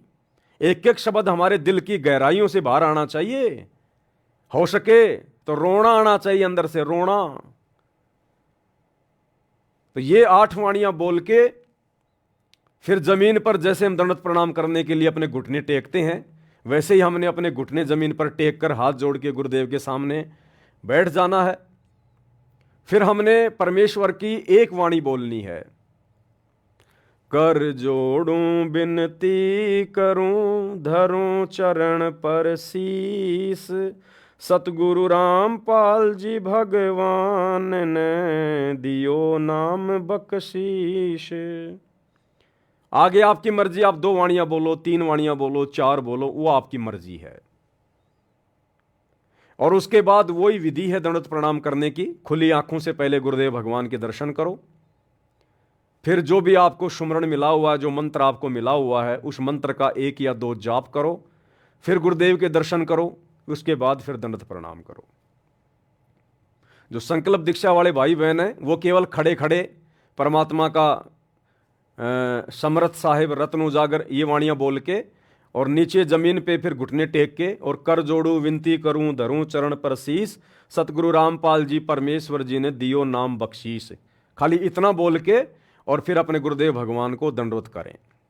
उनको नीचे बैठ के दोबारा से समर्थ साहिब बोलने की जरूरत नहीं है, लेकिन ये बिल्कुल सच्चे हृदय से, सच्चे दिल से। क्योंकि देखो भाई और बहनों, इसमें कोई नुकसान वाली बात नहीं है, ये ऐसा कोई ज्ञान विरुद्ध कोई संदेश नहीं है। ये तो हमारे भगवान की वाणी है, उनकी महिमा की वाणियां हैं। हम दंडवत प्रणाम करने से पहले जितना अपने गुरुदेव को रिझाएं, प्रसन्न करें, अच्छी बात है।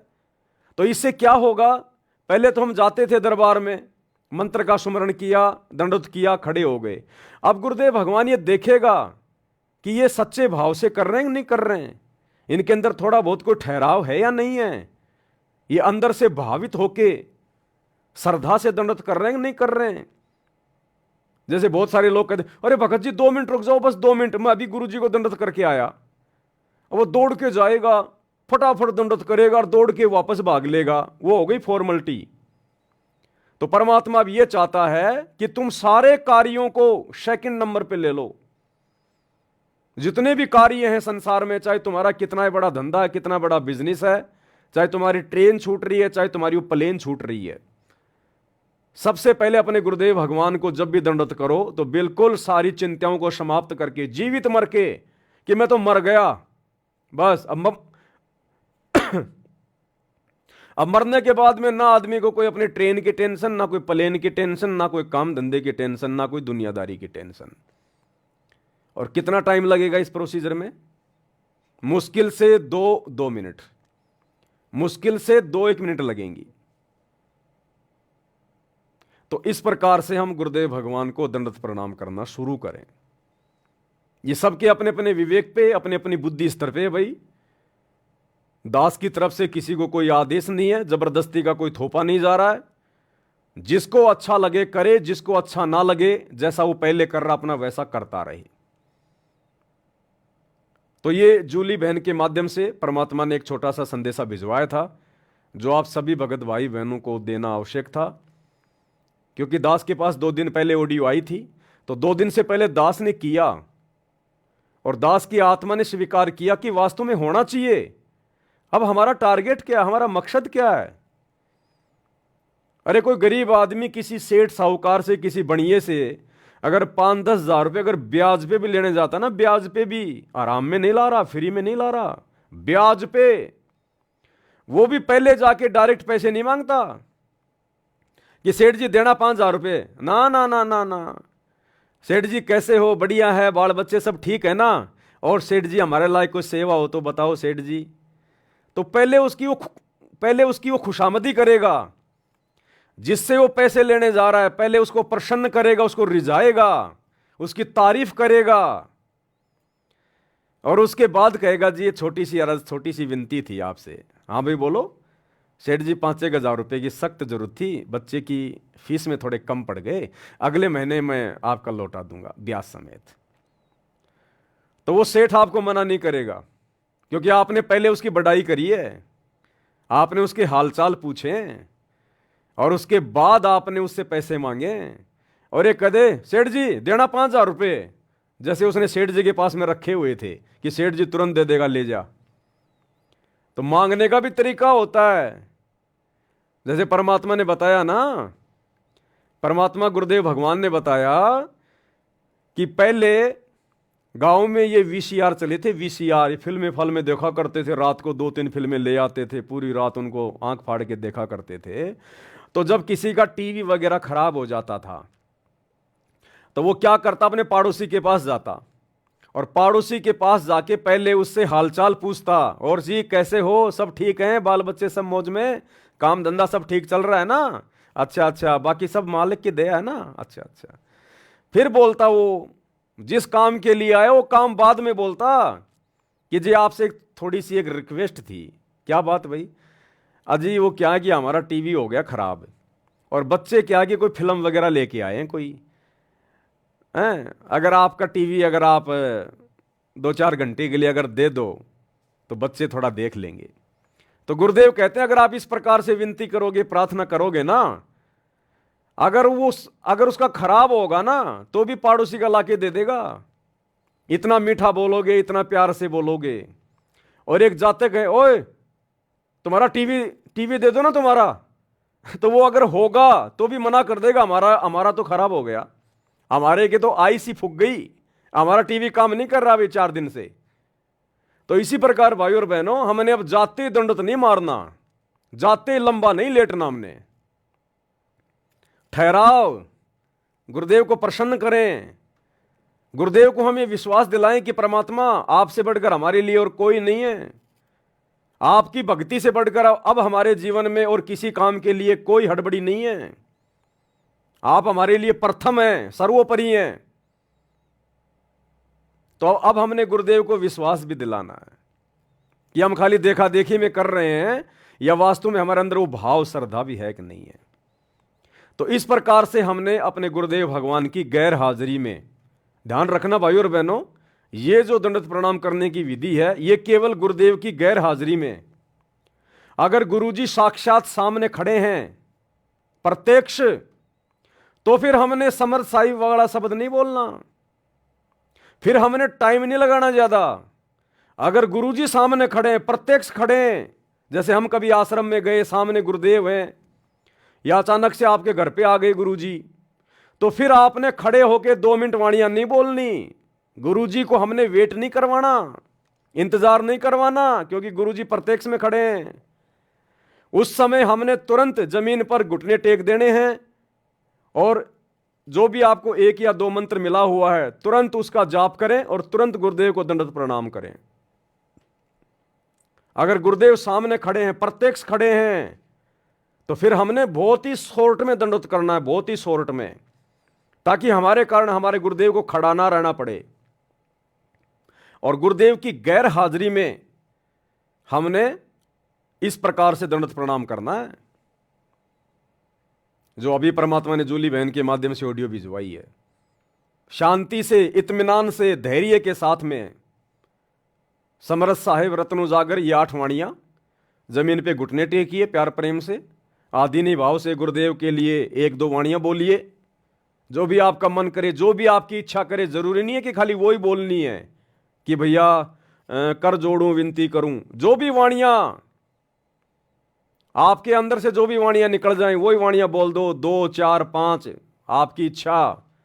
और उसके बाद आराम से अपना मंत्र का स्मरण करते हुए अपने गुरुदेव भगवान को दंडवत प्रणाम करें। यह गुरुदेव की गैर हाजिरी की प्रोसीजर है। गुरुदेव की गैर हाजिरी में हम चाहे आश्रमों में जाएं, चाहे कहीं भी जाएं। मान लीजिए गुरुजी आश्रम में है, अब ये तो है नहीं कि हम आश्रम में गए गुरुजी हमारे को सामने मिलेंगे खड़े, तो आश्रम में जाएंगे, दंडवत प्रणाम स्थल पे जाएंगे, वहां जब दंडवत करेंगे तो वहां भी हमने इसी प्रकार से शांति से, धैर्य से, इत्मीनान के साथ 8 वाणियां बोल के हमने दंडवत प्रणाम करना है।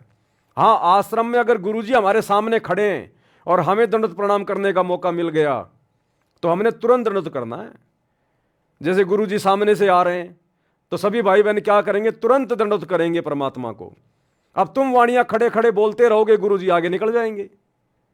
तो जब गुरुजी प्रत्यक्ष खड़े हैं तो हमने तुरंत दंडवत करना है, फटाफट अपना 1 मंत्र का स्मरण करके और तुरंत हमने आंखों से गुरुदेव के दर्शन करके तुरंत उनको दंडवत करना है। लेकिन गुरुदेव की गैर हाजिरी में अपने घर पे आश्रम में कहीं भी हमने बहुत ही शांति से धैर्य से इन 8 वाणियों को पहले बोलते हुए उसके बाद मालिक को दंडवत प्रणाम करना है। ये हमने ध्यान रखना है भाई और बहनों। उसके बाद में एक ऑडियो और आई है जूली बहन की, वो भी दास साहब को सुना देता है। उसमें परमात्मा ने हम सब की सतलोक में ले जाकर गुरुदेव भगवान ने हमारी परीक्षा ली। देखो भाई और बहनों, इन पुस्तकों के ऊपर जो वीडियो बन रहे हैं ना, ये जितनी भी पुस्तकें गुरुदेव ने लिखी हैं और ज्यादातर के ऊपर वीडियो बन चुके हैं। जो मुख्य मुख्य पुस्तकें हैं, तीनों समय की आरतियों का सरलार्थ, सुबह के नित्य नियम पे वीडियो बन चुके हैं, रमेणी पे वीडियो बन चुके हैं, संध्या आरती पे वीडियो बन चुके हैं, कबीर सागर का सरलार्थ इतना मोटा ग्रंथ उस पे वीडियो बन चुके हैं 60, मुक्ति बोध उस पे वीडियो बन चुके हैं 40, धरती पर अवतार, भक्ति से भगवान, जीने की राह, जब जब भूल पड़े,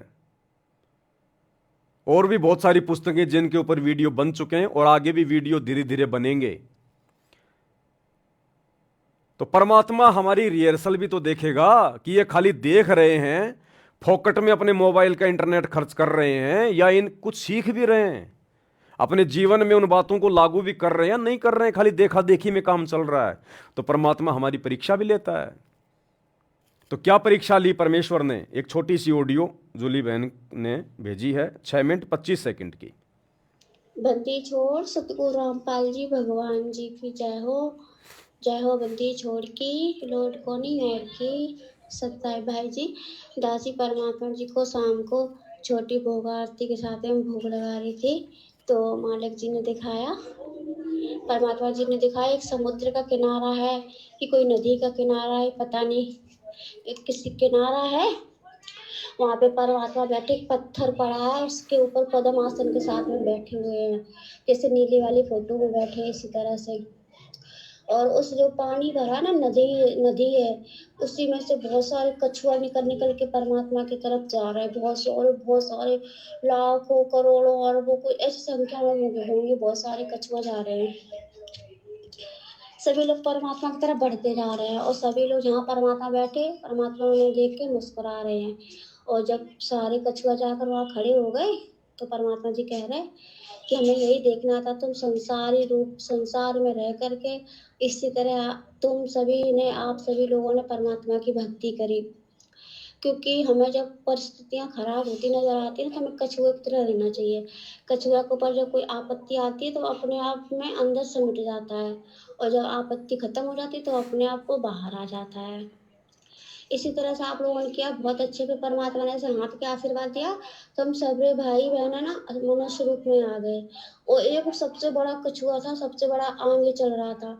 जब परमात्मा ने आशीर्वाद दिया तो वो सबसे बड़ा कछुआ जो था ना, वो पवन भैया जी आप जी थे। तो सबसे आगे आप थे, फिर बाकी के सारे भाई बहन पीछे थे।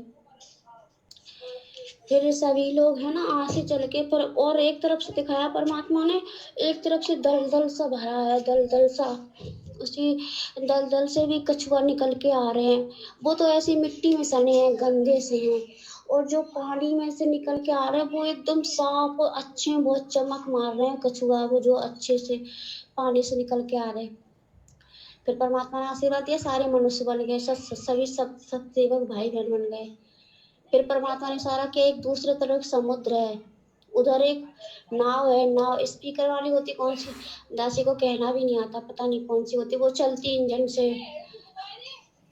इसी तरह की वो नाव है, जो खेवट वाली होती वो नाव नहीं है, क्योंकि वो तो नाव समुद्र की लहरों में डूब जाएगी, पार हो ही नहीं पाएगी। उसी नाव में परमात्मा सभी भाई बहनों को बिठा लिया, फिर से उन सबको कछुआ बना दिया, सब लोग कछुआ के रूप में आ गए। और जो गंदे कछुआ थे उनके कारण एक दूसरी नाव है और उसमें बैठ गए। परमात्मा कह रहा तुम्हारा इस युग में तो उद्धार होगा नहीं, अगले युग में तुम्हें देखेंगे। तो उनको दूसरे नाव में बिठा दिया। वो उनके साथ में कोई और खेवट को खे रहा है, कहीं इधर उल्टा मार जाती कि उधर घूम जाती, अल्ट पल्ट कर रही इस तरह से।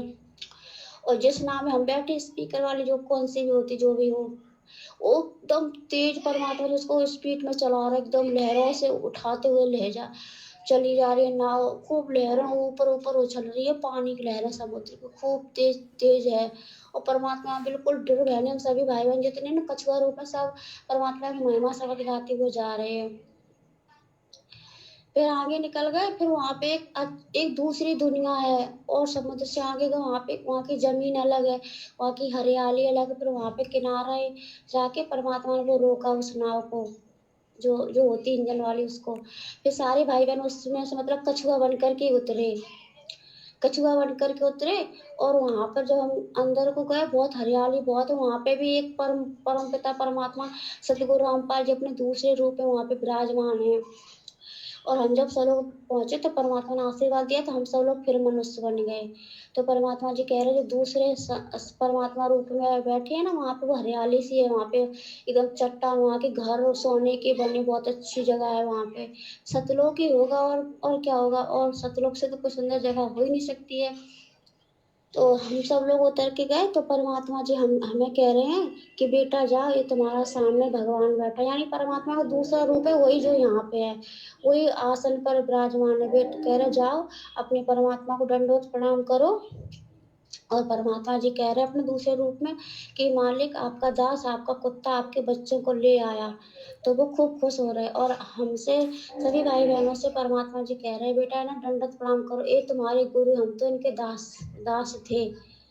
फिर हम सभी भाई बहनों ने सब लोगों ने परमात्मा की तरफ देखा, जो हमारे साथ में सतगुरु रामपाल जी भगवान गए थे, हमने उनको दंडवत प्रणाम किया। जो परमात्मा का दूसरा रूप उस बैठा था ना वहाँ पे सिंहासन, उसको मैं दंडवत प्रणाम नहीं किया। हमने हमारे गुरु जी से कहा कि हे परमात्मा, आप हमारे सर्वशक्तिमान अंतर्यामी परमात्मा, आप ही हमारे सतगुरु हो, आप ही हमारे भगवान हो, आप ही हमारे पिता हो, आप ही पूर्ण ब्रह्म परमेश्वर हो। और हम आपको जानते हैं, हम इनको नहीं जानते। आप अपने कितने भी रूप बना लो, हमारे लिए वो मायने नहीं रखते। हमारे लिए वो रूप मायने रखता है जो आप जिस रूप में आपने हमें दीक्षा दी, हमें इस दलदल से, इस गंदगी से निकाला, हमें भक्ति दी, हमें मर्यादा में रह के भक्ति करा, इसलिए हमारे गुरु जी आप हो। और हम सभी भाई बहनों ने जो दूसरा रूप था उसको दंडवत प्रणाम नहीं किया। जो हमारे साथ में सतगुरु रामपाल जी भगवान जी गए थे, हमने उनको दंडवत प्रणाम किया। परमात्मा इससे खूब खुश हुए और सबको सीने से लगा लिया। परमात्मा ने कहा ये तुम्हारी आखिरी और लास्ट परीक्षा थी, हमें ये देखना था कि तुम किस रूप को दंडवत प्रणाम करोगे। तुम पास हुए, अब तुम यहाँ मौज करो, अपने आजीवन हमेशा हमेशा के लिए यहाँ तुम रहो, तुम्हारा निवास हो चुका है। और फिर वो जो परमात्मा का रूप हमारे साथ यहाँ से गया था, वो वाला रूप जो वहाँ पे जो बैठा हुआ था सिंहासन पे, उसमें समा गया। फिर वो परमात्मा को खुश खुश होने लगे। हमने कहा अभी सभी भाई बहन हैं, आप सभी लोग कह रहे हैं हमारे गुरु जी हैं जो हमारे साथ हैं, बस हम उन्हीं को मानते हैं। आप कितने भी अपने रूप बना लो, पर हम उसको नहीं मानेंगे, हम उसको मानेंगे जो हमारे साथ था। बस परमात्मा ने इतना ही दिखाया। बंदी जोर सतगुरु रामपाल जी भगवान जी की जय हो। तो वो ऑडियो आपने सुनी भाई और बहनों। देखो लास्ट में भी हमारी परीक्षा होगी, अंत में भी, कि हमने गुरु जी को क्या मान रखा है। ये त्रिकुटी पे लेता है परमात्मा परीक्षा, इस प्रकार का ये सतलोक बना के पूरा सिस्टम सेट करके, क्योंकि त्रिकुटी हमारा लास्ट एंड फाइनल होता है इस काललोक से।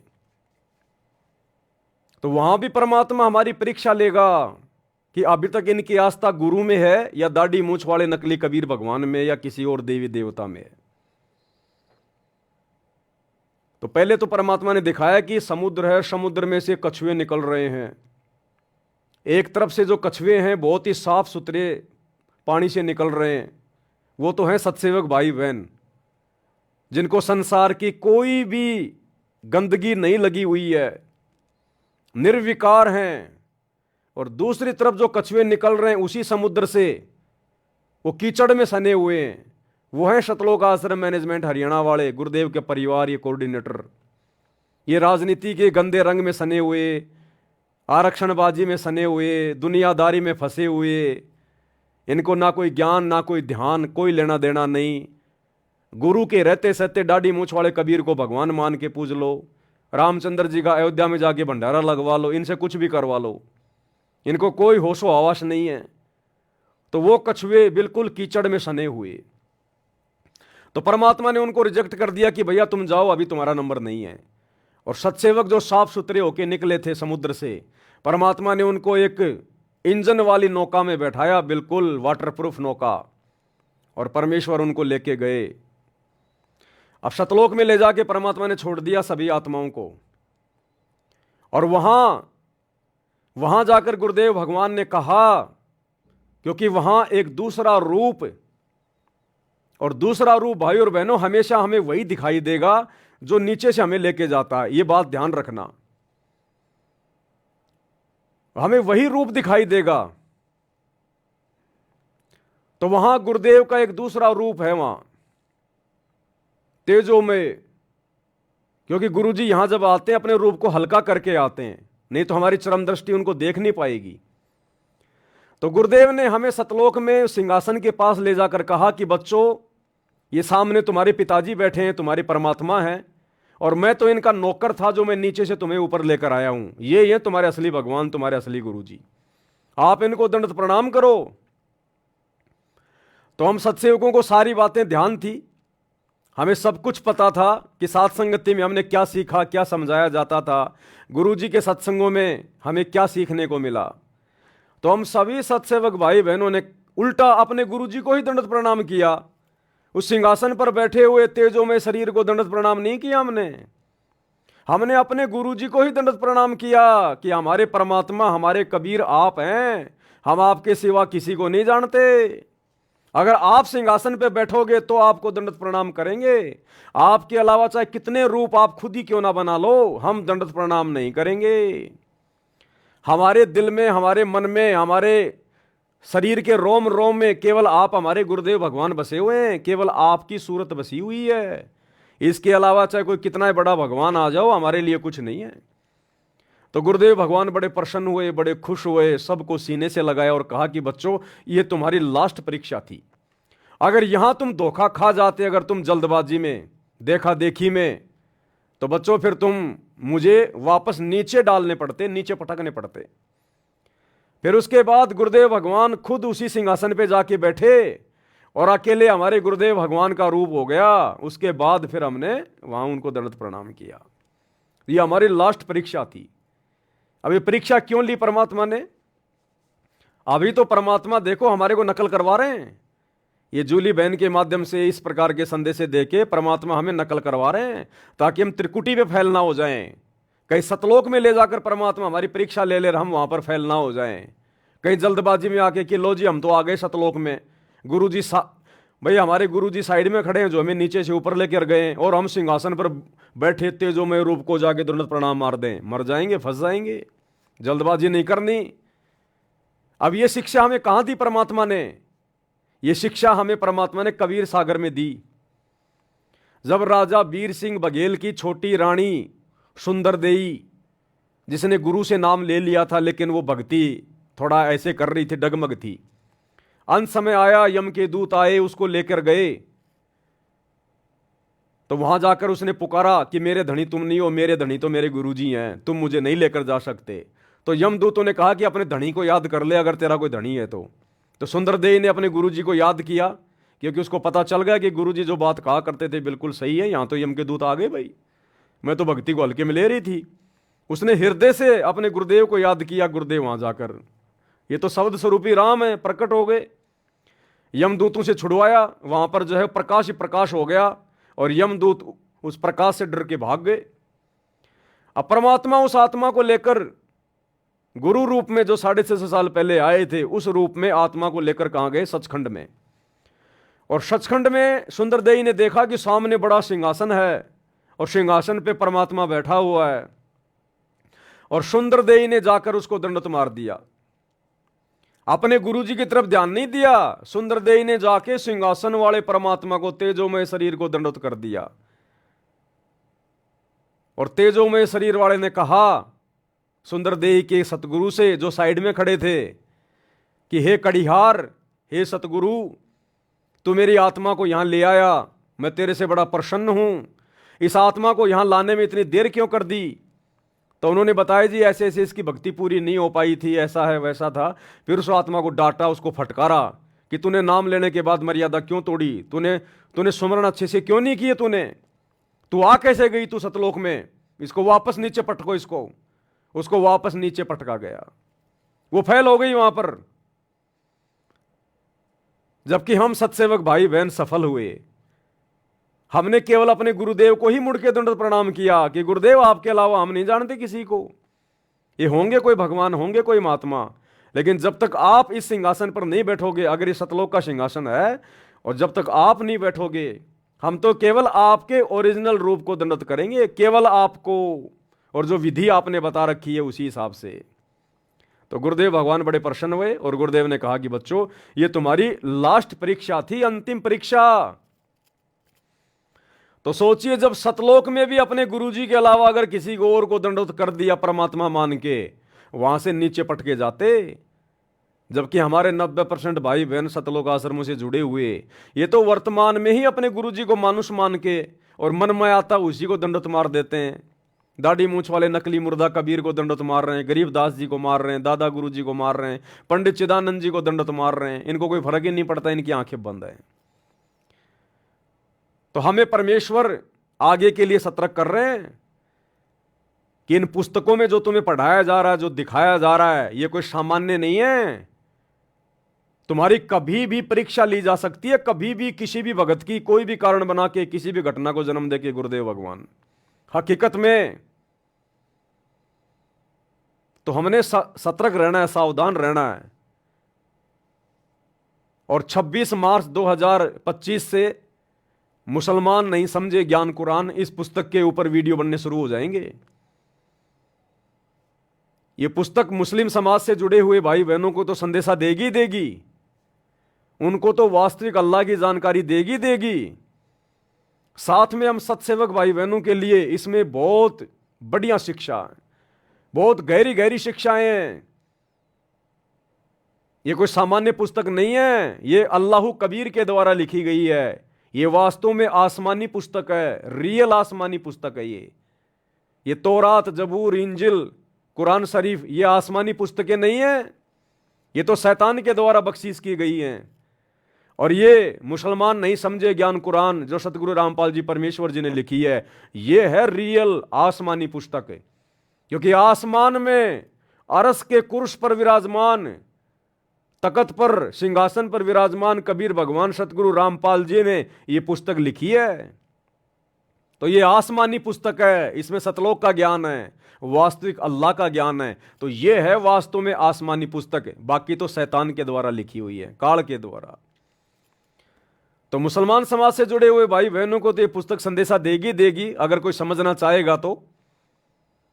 इसके साथ साथ सतगुरु रामपाल जी के जितने भी फॉलोवर हैं, उनको ढेर सारी शिक्षाएं मिलेंगी और गुरु जी के प्रति हमारा भाव बढ़ेगा, हमारी लगन बढ़ेगी, हमारा समर्पण बढ़ेगा।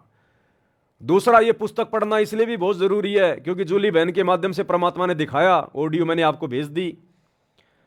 गुरुदेव भगवान जो है डंडा लेके बैठे हैं, डंडा लेके, और पूछ रहे हैं कि पुस्तक में पढ़ाया गया, बोल तूने क्या समझा, क्या सुना।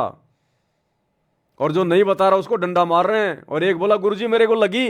बोला लगी तो फिर ध्यान से क्यों नहीं पढ़ी? अगर लग रही है तो ध्यान से क्यों नहीं पढ़ा, ध्यान से क्यों नहीं सुना तूने? बोला गुरुजी हमारे क्या काम की, ये मुसलमानों की पुस्तक, ये तो मुसलमान भाइयों के लिए है। तो गुरुदेव ने कहा कि मुसलमान भाइयों को समझाएगा कौन नालायक? उन मुसलमान भाइयों को तुम ही तो समझाओगे। और जब तुम ध्यान से नहीं पढ़ोगे कि कौन सी आयत है, कौन सी पुस्तक है, उसमें क्या लिखा हुआ है, अल्लाह कौन है, शैतान कौन है, तो उन मुसलमान भाई बहनों को, मेरे बच्चों को पढ़ाएगा कौन, समझाएगा कौन, उनकी शंकाओं का समाधान कौन करेगा? तो ये मत कहना दोबारा कि ये तो मुसलमान भाइयों के लिए है। तो गुरुदेव ने एक मारा उसके खींच के डंडा।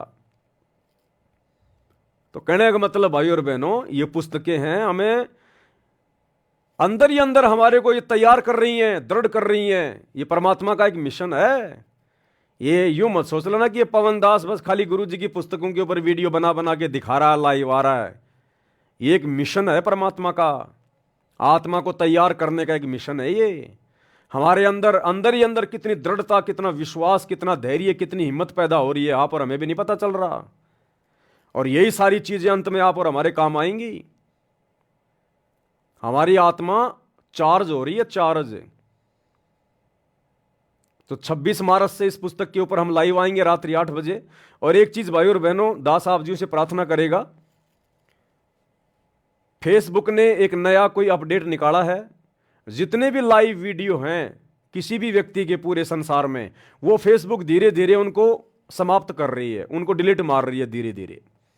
उसका रूल है, कोई नियम है, कोई बहुत ज़्यादा मतलब उस पर डाटा आ गया है। अब इतना डाटा फेसबुक सहन नहीं कर पा रहा है, दुनिया भर के वीडियो बना बना के लोगों ने डाल रखे हैं। तो फेसबुक क्या कर रही है, आज से पहले जब से फेसबुक चली है और जिस व्यक्ति ने जितने भी लाइव आकर वीडियो बनाए हैं, फेसबुक सबको धीरे धीरे उनको डिलीट कर रही है। 1 महीने का टाइम दिया है। तो हमारे जितने भी लाइव वीडियो हैं सारे के सारे वो डिलीट हो जाएंगे। लेकिन हम तो साथ साथ में वैसे वीडियो डालते रहते हैं, लाइव के अलावा भी हम लोग वीडियो डालते रहते हैं, तो वो वीडियो नहीं होंगे डिलीट। तो आप भाई बहन जो मैं लाइव आता हूं या इन पुस्तकों के ऊपर जो लाइव वीडियो हैं जो आगे आएंगे, आ रहे हैं, आप इनको तो देखते देखते हो, बहुत अच्छी बात है, इनको तो आप ज़्यादा ज़्यादा शेयर करते हो। लेकिन ये अब आगे 1 महीने से ज़्यादा फेसबुक पे नहीं दिखाई देंगे आपको। जैसे अभी मैं लाइव आ रहा हूं, ये वीडियो 1 महीने के बाद में फेसबुक ऑटोमेटिक इसको डिलीट कर देगी, इसको हटा देगी। तो लाइव आने के बाद जब मैं उसका ओरिजिनल वीडियो फिर से डालता हूं, या छोटे छोटे जो शॉर्ट वीडियो हम लोग डाल रहे हैं, आप इन वीडियो को ज़्यादा से ज़्यादा शेयर किया करो, ज़्यादा से ज़्यादा, क्योंकि लाइव वीडियो तो हमारे डिलीट हो जाएंगे, तो फिर बचे कौन से वीडियो, जो वीडियो हम वैसे डालते रहते हैं। तो उन वीडियो को आप जी ज़्यादा से ज़्यादा शेयर किया करो आगे। तो ये भी थोड़ी सी एक जानकारी थी जो आप सभी भाई बहनों को देनी थी। इसके बाद में एक लास्ट ऑडियो जूली बहन की अभी आई थी मेरे पास में, क्योंकि मेरे को लाइव आना था इसलिए मैं उसको सुन नहीं पाया। तो लास्ट में एक ऑडियो जूली बहन ने भेजी है अभी शाम को, परमात्मा ने कुछ दिखाया होगा, तो इसको हम सभी भाई बहन सुन लेते हैं, क्या संदेशा दिया है परमात्मा ने। बंदी छोड़ सतगुरु रामपाल जी भगवान जी की जय हो बंदी छोड़ की लौट पानी और की। सत्य भाई जी दासी भी परमात्मा जी को छोटी भोग आरती के साथ में भोग लगा रही थी, तो मालिक ने दर्शन दिए, परमात्मा जी ने दिखाया है। परमात्मा जी ने दिखाया है जब वो जेल धाम से मतलब आ रहे हैं, तो राष्ट्रपति मुर्मू और प्रधानमंत्री नरेंद्र मोदी जी, तो उन लोगों ने ना परमात्मा के लिए उनको माला पहनाई है और एक पट्टा शॉल जैसा वो सम्मान के साथ मालिक को उड़ाया है। नीचे गुलाब के फूल बिखरे हुए हैं, मखमल के गत्ते पड़े हैं, उस पर परमात्मा चल के आ रहे हैं। और वो लोग है ना, मंत्री और राष्ट्रपति लोग है ना, दोनों सर को झुका के आ गए। मीडिया है साथ में, बहुत सारी भीड़, सभी भाई बहन है, आप परमात्मा जी के साथ में हो, एक किताब लिए, एक पेन लिए हो और आ रहे हो, और सभी लोग उनको परमात्मा जी को दंडवत प्रणाम कर रहे हैं। परमात्मा थोड़े विरुद्ध से दिख रहे हैं, धोती कुर्ता पहने हुए हैं, पगड़ी लगाए हैं, और उन लोग और परमात्मा जी के कुछ भाई बहन माला भी पहना रहे हैं। और एरोप्लेन खड़ा है, तो परमात्मा जी कह रहे हैं कि बेटा व्यवस्था होगी, आप जी से कह रहे हैं, आप जी कह रहे हैं हाँ मालिक। तो परमात्मा जी एरोप्लेन में बैठ गए हैं, एरोप्लेन में बैठ गए हैं ना।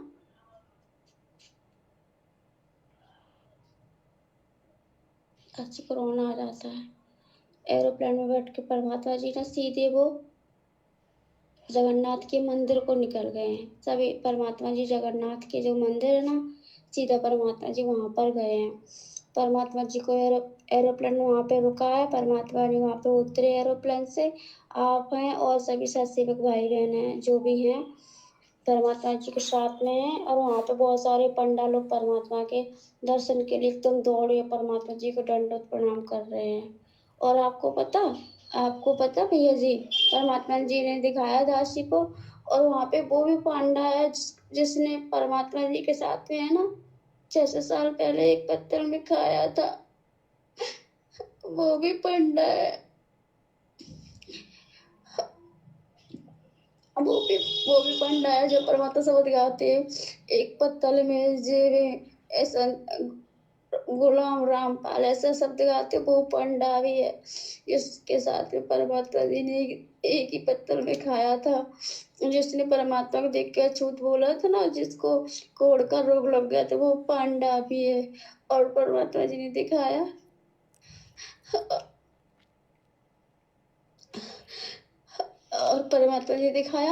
वो भी भगत है जो खिचड़ी बना रहा था ना, जिसके पैर में खिचड़ी गिरने से वो जल गया था, और परमात्मा कबीर साहब रूप में आए थे। तो परमात्मा जी सिकंदर लोधी के दरबार में बैठे थे। जब परमात्मा जी ने अपने चरणों में जल डाला था तो उस पंडित की पैर की आंच बुझ गई थी। वो पांडा भी है, दोनों पांडे हैं। जब परमात्मा जी पहुंचे तो दोनों दौड़ के परमात्मा जी को दंडवत प्रणाम कर रहे हैं। और वहां पे एक और वृद्ध पंडा है। परमात्मा कह रहे वो दौड़ के आया, परमात्मा जी को दंडवत प्रणाम किया उसने। परमात्मा जी ने उसे अपने सीने से लगाया, कह रहे हे भगवान, हे मालिक, आपकी सेवा पूरी हुई, आपने जो उद्देश्य दास को सौंपा था ये पूरा हुआ, अब दास का अंत कीजिए। तो परमात्मा कह रहे करूंगा, अभी नहीं। तो फिर परमात्मा के बगल में बैठ गया। परमात्मा कह रहे ये हमें उदाहरण बनाने थे, इसलिए हमने तुमको अभी तक रखा है। और वो खूब रो रहे हैं। जिसने परमात्मा जी के साथ में भंडारा भी आया था 600 साल पहले, वो भंडारा करे, वो पंडे लोग रो रहे हो, जो पंडे लोग और है ना, वो भी बहुत रो रहे हैं। कह रहे प्रभु, आपने दास को दर्शन देके कृत्य किया, आपके दर्शन हुए भगवान, कितना समय लगाया आपने यहाँ आने में, हम कब से आपका इंतजार कर रहे, हमारी आंखें तरस रही थी आपके इंतजार में। तो परमात्मा जी कह रहे हमारा समय था जो निर्धारित कर रखा था, उसी समय आना था, अब हम यहीं रहेंगे और यहीं तुम सबको अपनी शरण में लेंगे। और भी बहुत से बच्चे जिन्हें हमें अपनी शरण में लेना, अब हमें वहाँ नहीं रहना, जो यहाँ का आश्रम है परमात्मा कह रहे हमें यहाँ नहीं रहना। बस परमात्मा ये सब दिखा रहे हैं, बस परमात्मा जी और इतना ही दिखा रहे हैं। और सभी भाई बहन वहीं पे, तो जहाँ पे परमात्मा जी ने वो रोका था ना समुद्र को, बैठ के परमात्मा जी चौरा वहीं पे बैठ के परमात्मा सत्संग कर रहे हो। बहुत सारे परमात्मा के जो है ना आगे पीछे बॉडीगार्ड लगे, जो बहुत उतनी लंबे चौड़े होती है बॉडीगार्ड, वो बॉडीगार्ड लगे हुए हैं परमात्मा के आगे पीछे। और वो राष्ट्रपति मुर्मू है और नरेंद्र मोदी, वो भी आगे, मतलब जैसे कोई बड़ा आदमी आता अपने, परमात्मा तो है ही बड़े आदमी, तो साथ देते अलग हटो अलग हटो, हाथ ऐसे करते, ऐसे वो लोग अलग कर रहे हैं। और राष्ट्रपति मुर्मू और नरेंद्र मोदी जी चप्पल नहीं पहने, नंगे पैर है परमात्मा के साथ में। और भी भाई बहन वो चप्पल नहीं पहने, वो उनके पैर नंगे हैं, परमात्मा पहने हैं चप्पल। सॉरी भगवान जी, चरण पादुका होती नहीं जो राजस्थानी लोग पहनते, मैंने कभी देखा बड़े बड़े महाराजा को, उनके आगे से वो मुड़ी सी होती है, जूतियां होती हैं, आगे उनकी नोक ऊपर को ऐसी मुड़ी होती है, उसे क्या कहते पता नहीं, वो परमात्मा पहने हैं, मोजड़ी सी हैं वो परमात्मा जी पहने, सफेद कलर की चमक रही, हीरे मोती पन्ने से बहुत दमक रहे हैं। और परमात्मा सबको आशीर्वाद दे। सब इतनी तरह रो रहे, चिल्ला रहे, बहुत जोर जोर से बिलख रहे हैं। बस परमात्मा जी ने इतना ही दिखाया। वो क्या ना दासी कुछ तो भूल जाती है, इतना टाइम कुछ होता है घर का, ऐसा लगता है कोई आना जाए बीच में, इसलिए दासी को जल्दी जल्दी बोलना पड़ता है। इसलिए क्षमा करें सभी भाई बहन, दासी को माफ करें। सत्ताज जो बंदी छोड़ के लोट कोनी और की बंदी छोड़, सतगुरु रामपाल जी भगवान जी की जय हो, की जय हो। अब भाई और बहनों, क्या है, ये बातें तो हैं बिल्कुल सत्य, इनमें कोई दो राय नहीं है। लेकिन ये बातें उन लोगों के समझ में नहीं आएंगी जो लोग अभी सतगुरु रामपाल जी की शरण में नहीं हैं या जिनके पिछले संस्कार मजबूत नहीं हैं। तो उन लोगों की ये बातें समझ में नहीं आएंगी। ये बातें जिस समय हजरत मोहम्मद जी आए थे 1400 साल पहले,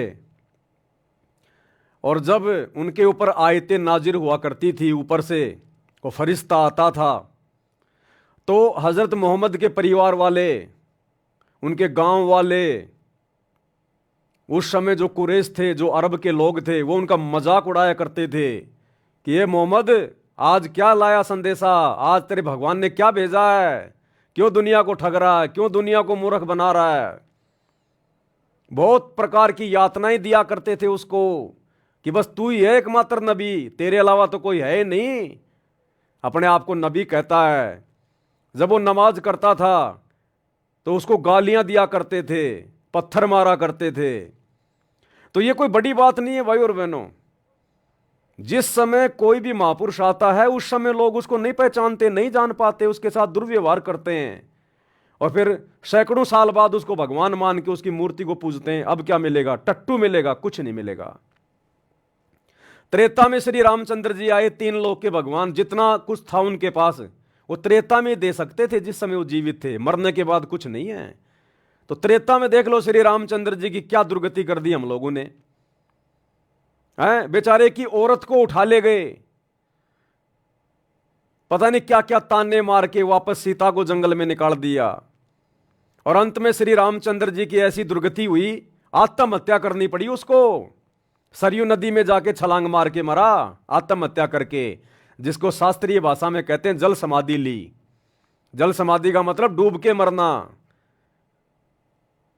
कभी जिंदगी में ठंडा गिलास पानी का नहीं पिया होगा श्री रामचंद्र जी ने, और वो तो वैसे भी अपना कर्म भोगने के लिए आया था। नारद ने इसको श्राप दे रखा था। वो तो अपना कर्म भोगने आया था, यहां कोई किसी को भक्ति देने थोड़ी आया था, कोई किसी का मोक्ष करने थोड़ी आया था। वो तो अपना श्राप भोगने के लिए आया था। लेकिन उस समय उसको किसी ने नहीं माना, ना विष्णु माना, ना विष्णु का कोई अवतार माना, और सब ने उसके साथ में ऐसे ही बदसलूकियां की। खुद का परिवार उनको नहीं मानता था। अगर खुद का परिवार उनको भगवान मानता, विष्णु मानता, तो वो कई अपने बेटे के लिए राज्य और राम के लिए वनवास थोड़ी मांगती, कभी नहीं मांगती। द्वापर में श्री कृष्ण जी आए, घर में दुश्मन पैदा हो गए। घर में जन्म लिया नहीं, उससे पहले मामा दुश्मन हो गया कंस। कभी पूतना मारने आ रही है, कभी जरासिंध, कभी कोई मारने आ रहा है, कभी काल्यावन मारने आ रहा है, कभी केसी, कभी चानौर। अंत में बेचारा मथुरा छोड़ के दुखी होके द्वारिका चला गया, और वहां भी चैन से नहीं जिया। अंत में बालिया नाम के शिकारी ने पैर में जहरीला तीर मरा, हाय हाय करके मरा। और 56 करोड़ यादव, उसका परिवार, उसके बेटे दुर्वासा ऋषि के श्राप के कारण श्री कृष्ण जी की आंखों के सामने कट कट के मरे, कट कट के। तो जिस व्यक्ति का पूरा परिवार, पूरा खानदान, पूरा समाज आंखों के सामने मर जाए, वो कभी सुखी हो सकता है क्या? तो यह दुर्गति द्वापर में श्री कृष्ण जी की हुई। उस समय उसको कोई भगवान नहीं मानता था, आज उसकी मूर्तियां पूज रहे हैं। तो वर्तमान में परमात्मा धरती पे है, लेकिन यह दुनिया इतनी आसानी से मानेगी नहीं। और जिन लोगों ने परमात्मा को पहचान लिया, परमात्मा ने पहचान करवाई, और जब वे आत्माएं अपने भगवान की, अपने गुरु की महिमा गाएंगे, तो दुनिया इतनी आसानी से नहीं समझ पाएगी। दुनिया तो अपने भगवानों को नहीं समझ पाई, इस बड़े भगवान को कहां से समझ जाएगी? तो हमने दुनिया वालों की बातों का बुरा नहीं मानना। अगर कोई एक आधा, कोई बेचारा नादान भोला भाड़ा भाई अगर कोई कमेंट्स कर दे कोई इस प्रकार का, क्योंकि ये बातें उसके दिमाग से बाहर की बातें हैं। वो चाहे आईपीएस अधिकारी हो, अगर सतगुरु रामपाल जी की शरण में नहीं है तो आध्यात्मिक लेवल पे 0/0 है, उसको कुछ ज्ञान नहीं है। तो ये बातें आप और हमारे समझ में आएंगी वर्तमान में। जिसको भगवान समझाना चाहेगा उसी के समझ में आएंगी। इसलिए अगर कोई उल्टा सीधा कोई कमेंट्स करता है तो उनकी बातों को सीरियस मत लिया करो, उसको अपनी दुनिया में जीने दो। उसको हम क्या कर रहे हैं वो हमें पता है, और 2028 के आसपास दुनिया को समझ में आ जाएगा कि हम आज जो कर रहे थे वो क्या था, और दुनिया जो फालतू में अपना जो पैर जो तोड़ रही थी मंदिर, मस्जिद, चर्च, गुरुद्वारों में जाके, वो क्या कर रहे थे। तो बहुत जल्द 2028 में ये बातें समझ में आ जाएंगी।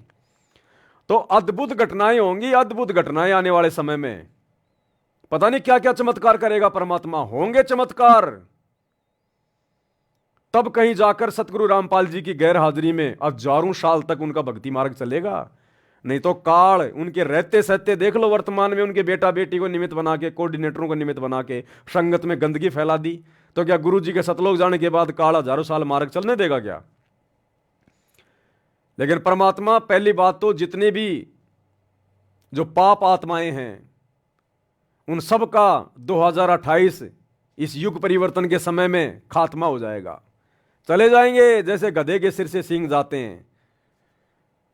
बचेंगे वही जो वर्तमान में भक्ति कर रहे हैं या जिनके पिछले जन्मों के भक्ति संस्कार मजबूत हैं, वो चाहे भगत हो चाहे जगत हो। तो भविष्य मलिका में तो टोटल 64 करोड़ जनसंख्या रह जाएगी पूरी दुनिया की। 64 करोड़ में केवल 34 करोड़ भारत की रहेगी, बाकी पूरे संसार की रहेगी। तभी भक्ति होगी और अद्भुत चमत्कार होंगे। ये जगन्नाथ के मंदिर का जो जिक्र है ना, ये जाएंगे परमात्मा भैया। हो सकता है आने वाले समय में परमात्मा वहीं पे रहेंगे, ये धनाना फनाना में कोई नहीं जाएगा। दास जो बात बोलेगा गुरुदेव की प्रेरणा से बोलेगा। वहां बाथरूम करने भी नहीं जाने वाले गुरुजी, बाथरूम करने भी। जिस आश्रम को लेके तुम इतने चौड़े हो रहे हो, वो तो गुरुजी अपने परिवार को दे देंगे कि भैया तुम खाओ कमाओ, तुम्हारे को केवल यही चाहिए था, अब खाओ कमाओ तुम। ये मालिक जाएगा जगन्नाथ में। क्यों रखा उस मंदिर को अभी तक? क्यों उस मंदिर की इतनी महिमा है? इंद्र दमन एक मंदिर बनवा दे, क्यों परमात्मा ने शब्द गाए? तो होगा। और पता नहीं क्या क्या चमत्कार हो सकता है। परमात्मा धर्मदास को भी निकाल दे जमीन से भाई। क्या पता परमात्मा धर्मदास जी को, जिसको जीवित समाधि दी थी दुनिया को विश्वास दिलाने के लिए, हजारों साल भक्ति मार्ग आगे बढ़ाने के लिए, क्या पता परमात्मा धर्मदास को निकाल दे जिंदा ऐसा का ऐसा। ये आजा बेटा बाहर। अरे जब छोटे मोटे ईसा मसीह, काल का अवतार, एक आत्मा जो विष्णु लोक से आया था, और उसके मरने के बाद उसकी महिमा बनाने के लिए जब इसी कबीर भगवान सतगुरु रामपाल जी ने ईसा मसीह के बाद ईसा मसीह का रूप बनाया और 40 दिन तक रहे, अन्यथा आज कोई ईसा मसीह के नाम पे कोई आपको, कोई ईसाई कोई दिखाई नहीं देता आपको। आत्माएं सब काल के जाल में फंस जाती, लेकिन परमात्मा ने यह नहीं देखना कि ये लोग ईसा मसीह के पीछे लग रहे हैं या किसके पीछे लग रहे हैं। परमात्मा ने आत्माओं में धार्मिकता शेष रखनी थी। अगर उस समय ये कबीर भगवान सतगुरु रामपाल जी ईसा मसीह का रूप बना के, जिस दुर्गति से उसकी मौत हुई थी, अगर उसके बाद ईसा मसीह का रूप बना के ये परमात्मा 40 दिन तक लीला नहीं करता, आज ईसाई धर्म में आपको कोई व्यक्ति धार्मिक नजर नहीं आता। सब लोग ये सोचकर भक्ति छोड़ देते कि जब हमारे रबी की, जब हमारे ईसा मसीह की ऐसी दुर्गति से मौत हुई, जो अपने आप को परमेश्वर का पुत्र कहा करता था, जब परमेश्वर के बेटे की ऐसी दुर्गति से मौत हुई है, तो हम क्या करें इनकी भक्ति करके, हमारा क्या हाल होगा। कोई भक्ति भी नहीं करता, ईसाई धर्म में कोई दिखाई भी नहीं देता आज। लेकिन इस कबीर भगवान सतगुरु रामपाल जी ने इस वर्तमान कलयुग की पिछली पीढ़ी तक, इस समय तक आत्माओं में धार्मिकता को बनाए रखने के लिए वो चमत्कार किया, वो लीला की।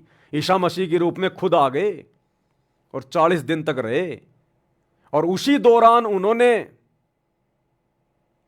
दौरान उन्होंने जो मरियम का भाई था, जो मर गया था, मरने के बाद कई दिनों बाद परमात्मा ने सड़ी हुई लाश को आदेश दिया कि भैया बाहर आ जा, और वो लाश बाहर आ गई चल के, वो मरियम का भाई। ये तो गवाह है, ये तो इतिहास है। जब ये परमात्मा दूसरों की महिमा बनाने के लिए ऐसे चमत्कार कर सकता है, 12-13 दिन से मरे हुए उस व्यक्ति को, जिसकी लाश भी सड़ चुकी थी, वो पत्थर हटाने वाले हैं, अपना नाक जो है बेचारे मुंह लगाए, उन्होंने हाथ लगा लिया था अपने नाक के, इतनी भयंकर वो लाश, वो बदबू मार रही थी, और परमात्मा ने आदेश दिया कि आजा भैया बाहर आ जा। वो तुरंत बाहर आ गई, वो लाश तुरंत जीवित हो गया। तो क्या परमात्मा धर्मदास को नहीं कर देगा क्या? इसने तो हजारों साल अपना मार्ग चलाना है, पता नहीं क्या क्या चमत्कार करेगा भगवान। ऐसे कौन नमस्कार करेगा इनको? ये दुनिया चमत्कार को नमस्कार करती है, ज्ञान को नहीं करती। ज्ञान से तो गुरुजी को रिजेक्ट कर दिया इन्होंने, मान ही नहीं रहे। भगवान भी थक के 2014 में जेल में जाके बैठ गया कि बाढ़ में जाओ अब तुम, ज्ञान से कोई समझ ही नहीं रहा। अब ये परमात्मा बंदर दिखाएगा 2028 तक, और 2028 के बाद फिर ये परमात्मा चमत्कार भी दिखाएगा। ये परमात्मा सहशरीर सतलोक भी जाएगा। ये परमात्मा अपने भगत के साथ में भगत प्रहलाद के लोक में भी जाएगा, क्योंकि जब बाला और मर्दाना जो नानक जी के साथ भगत प्रहलाद के लोक में गए थे, और जब उन्होंने पूछा था तो प्रहलाद जी ने क्या कहा कि भैया या तो यहां पर पहले वो कबीर आया है, या फिर आज ये नानक जी आए, और उसके बाद एक और आएगा मेरे लोक में, जो नानक जी के जाने के कई साल बाद आएगा, जाट वर्ण में होगा। वो सतगुरु रामपाल जी के लिए कहा गया है। तो ये सतगुरु रामपाल जी उस प्रहलाद की भविष्यवाणी को सत्य साबित करेंगे, और अपने किसी भगत को लेकर परमात्मा प्रहलाद के लोक में भी जाएंगे। ये परमात्मा है, परमेश्वर है। तो ना जाने क्या क्या चमत्कार करेगा ये भगवान आने वाले समय में। ऐसे थोड़ी कोई उनको परमात्मा मान लेगी इनको। तो ये तो खैर आगे की बातें, मालिक की मौज, मालिक की मर्जी। लेकिन हम तो एक आइडिया लगा रहे हैं, परमात्मा कुछ न कुछ तो वो करेगा जो आज से पहले नहीं हुआ। अद्भुत करेगा परमात्मा, अद्भुत। पहले तो केवल खुद ही सहशरीर जाया करते थे सतलोक, अब की बार परमात्मा भक्तों को भी सहशरीर लेके जाएगा, दुनिया देखेगी, तब जाकर हजारों साल लोग इनकी भक्ति करेंगे। तो परमात्मा जगन्नाथ के मंदिर में गए सीधे, वहीं पे परमात्मा ने सत्संग करने शुरू कर दिए, और काफी कुछ बातें हैं जो बहन जी ने लिख के भी भेजा है, शायद मैं देख नहीं पाया।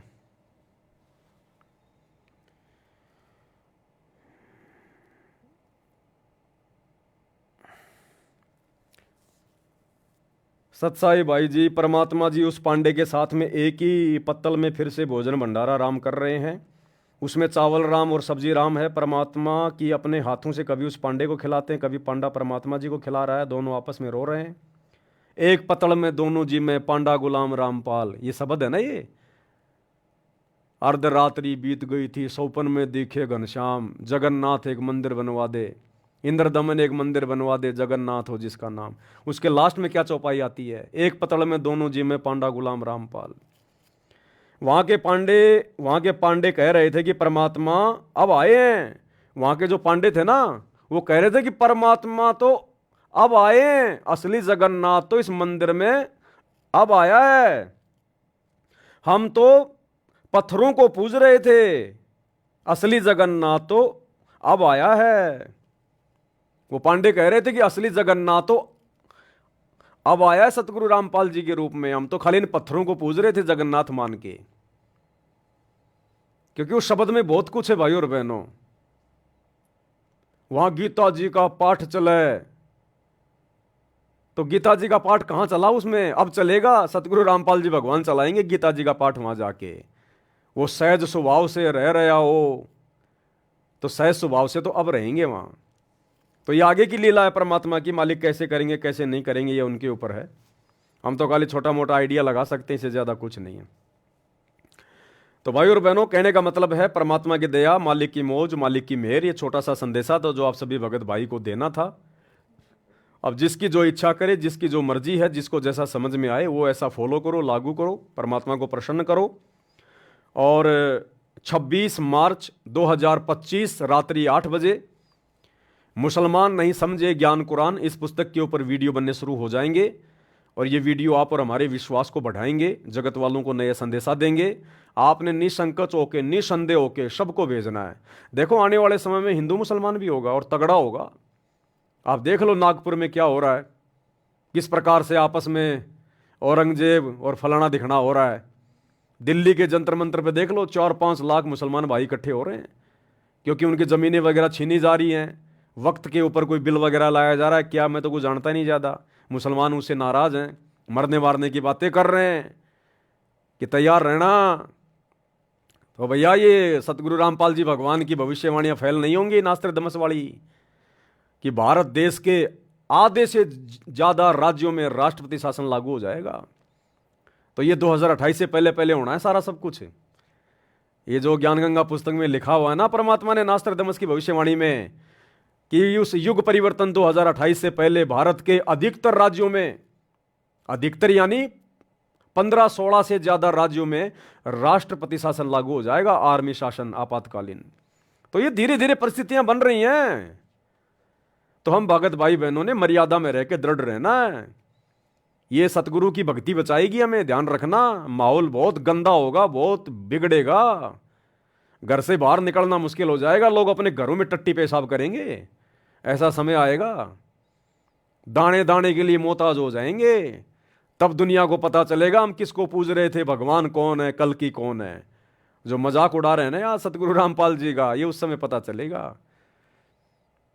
ये परमात्मा है, रामकृष्ण की तरह नहीं है जो लाखों साल बाद लोग मानेंगे वो भगवान है। ये इसी समय मनवा के जाएगा, इसी समय मनवा के जाएगा कि वे भगवान है, परमात्मा है, नहीं तो दुर्गति।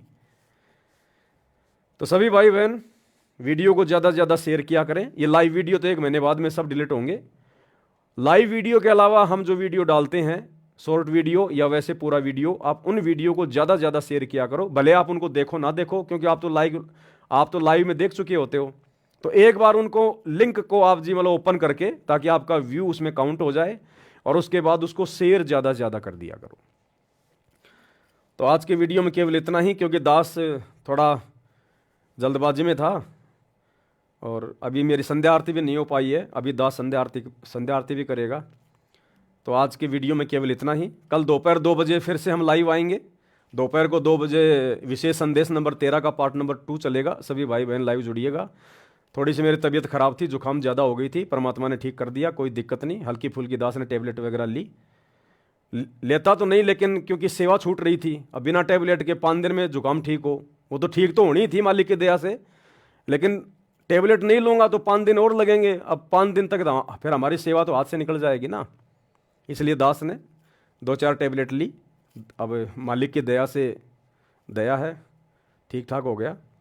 तो कल दोपहर को सभी भाई बहन फिर से लाइव जुड़िए 2 बजे, और इसी प्रकार परमात्मा की महिमा चलती रहेगी।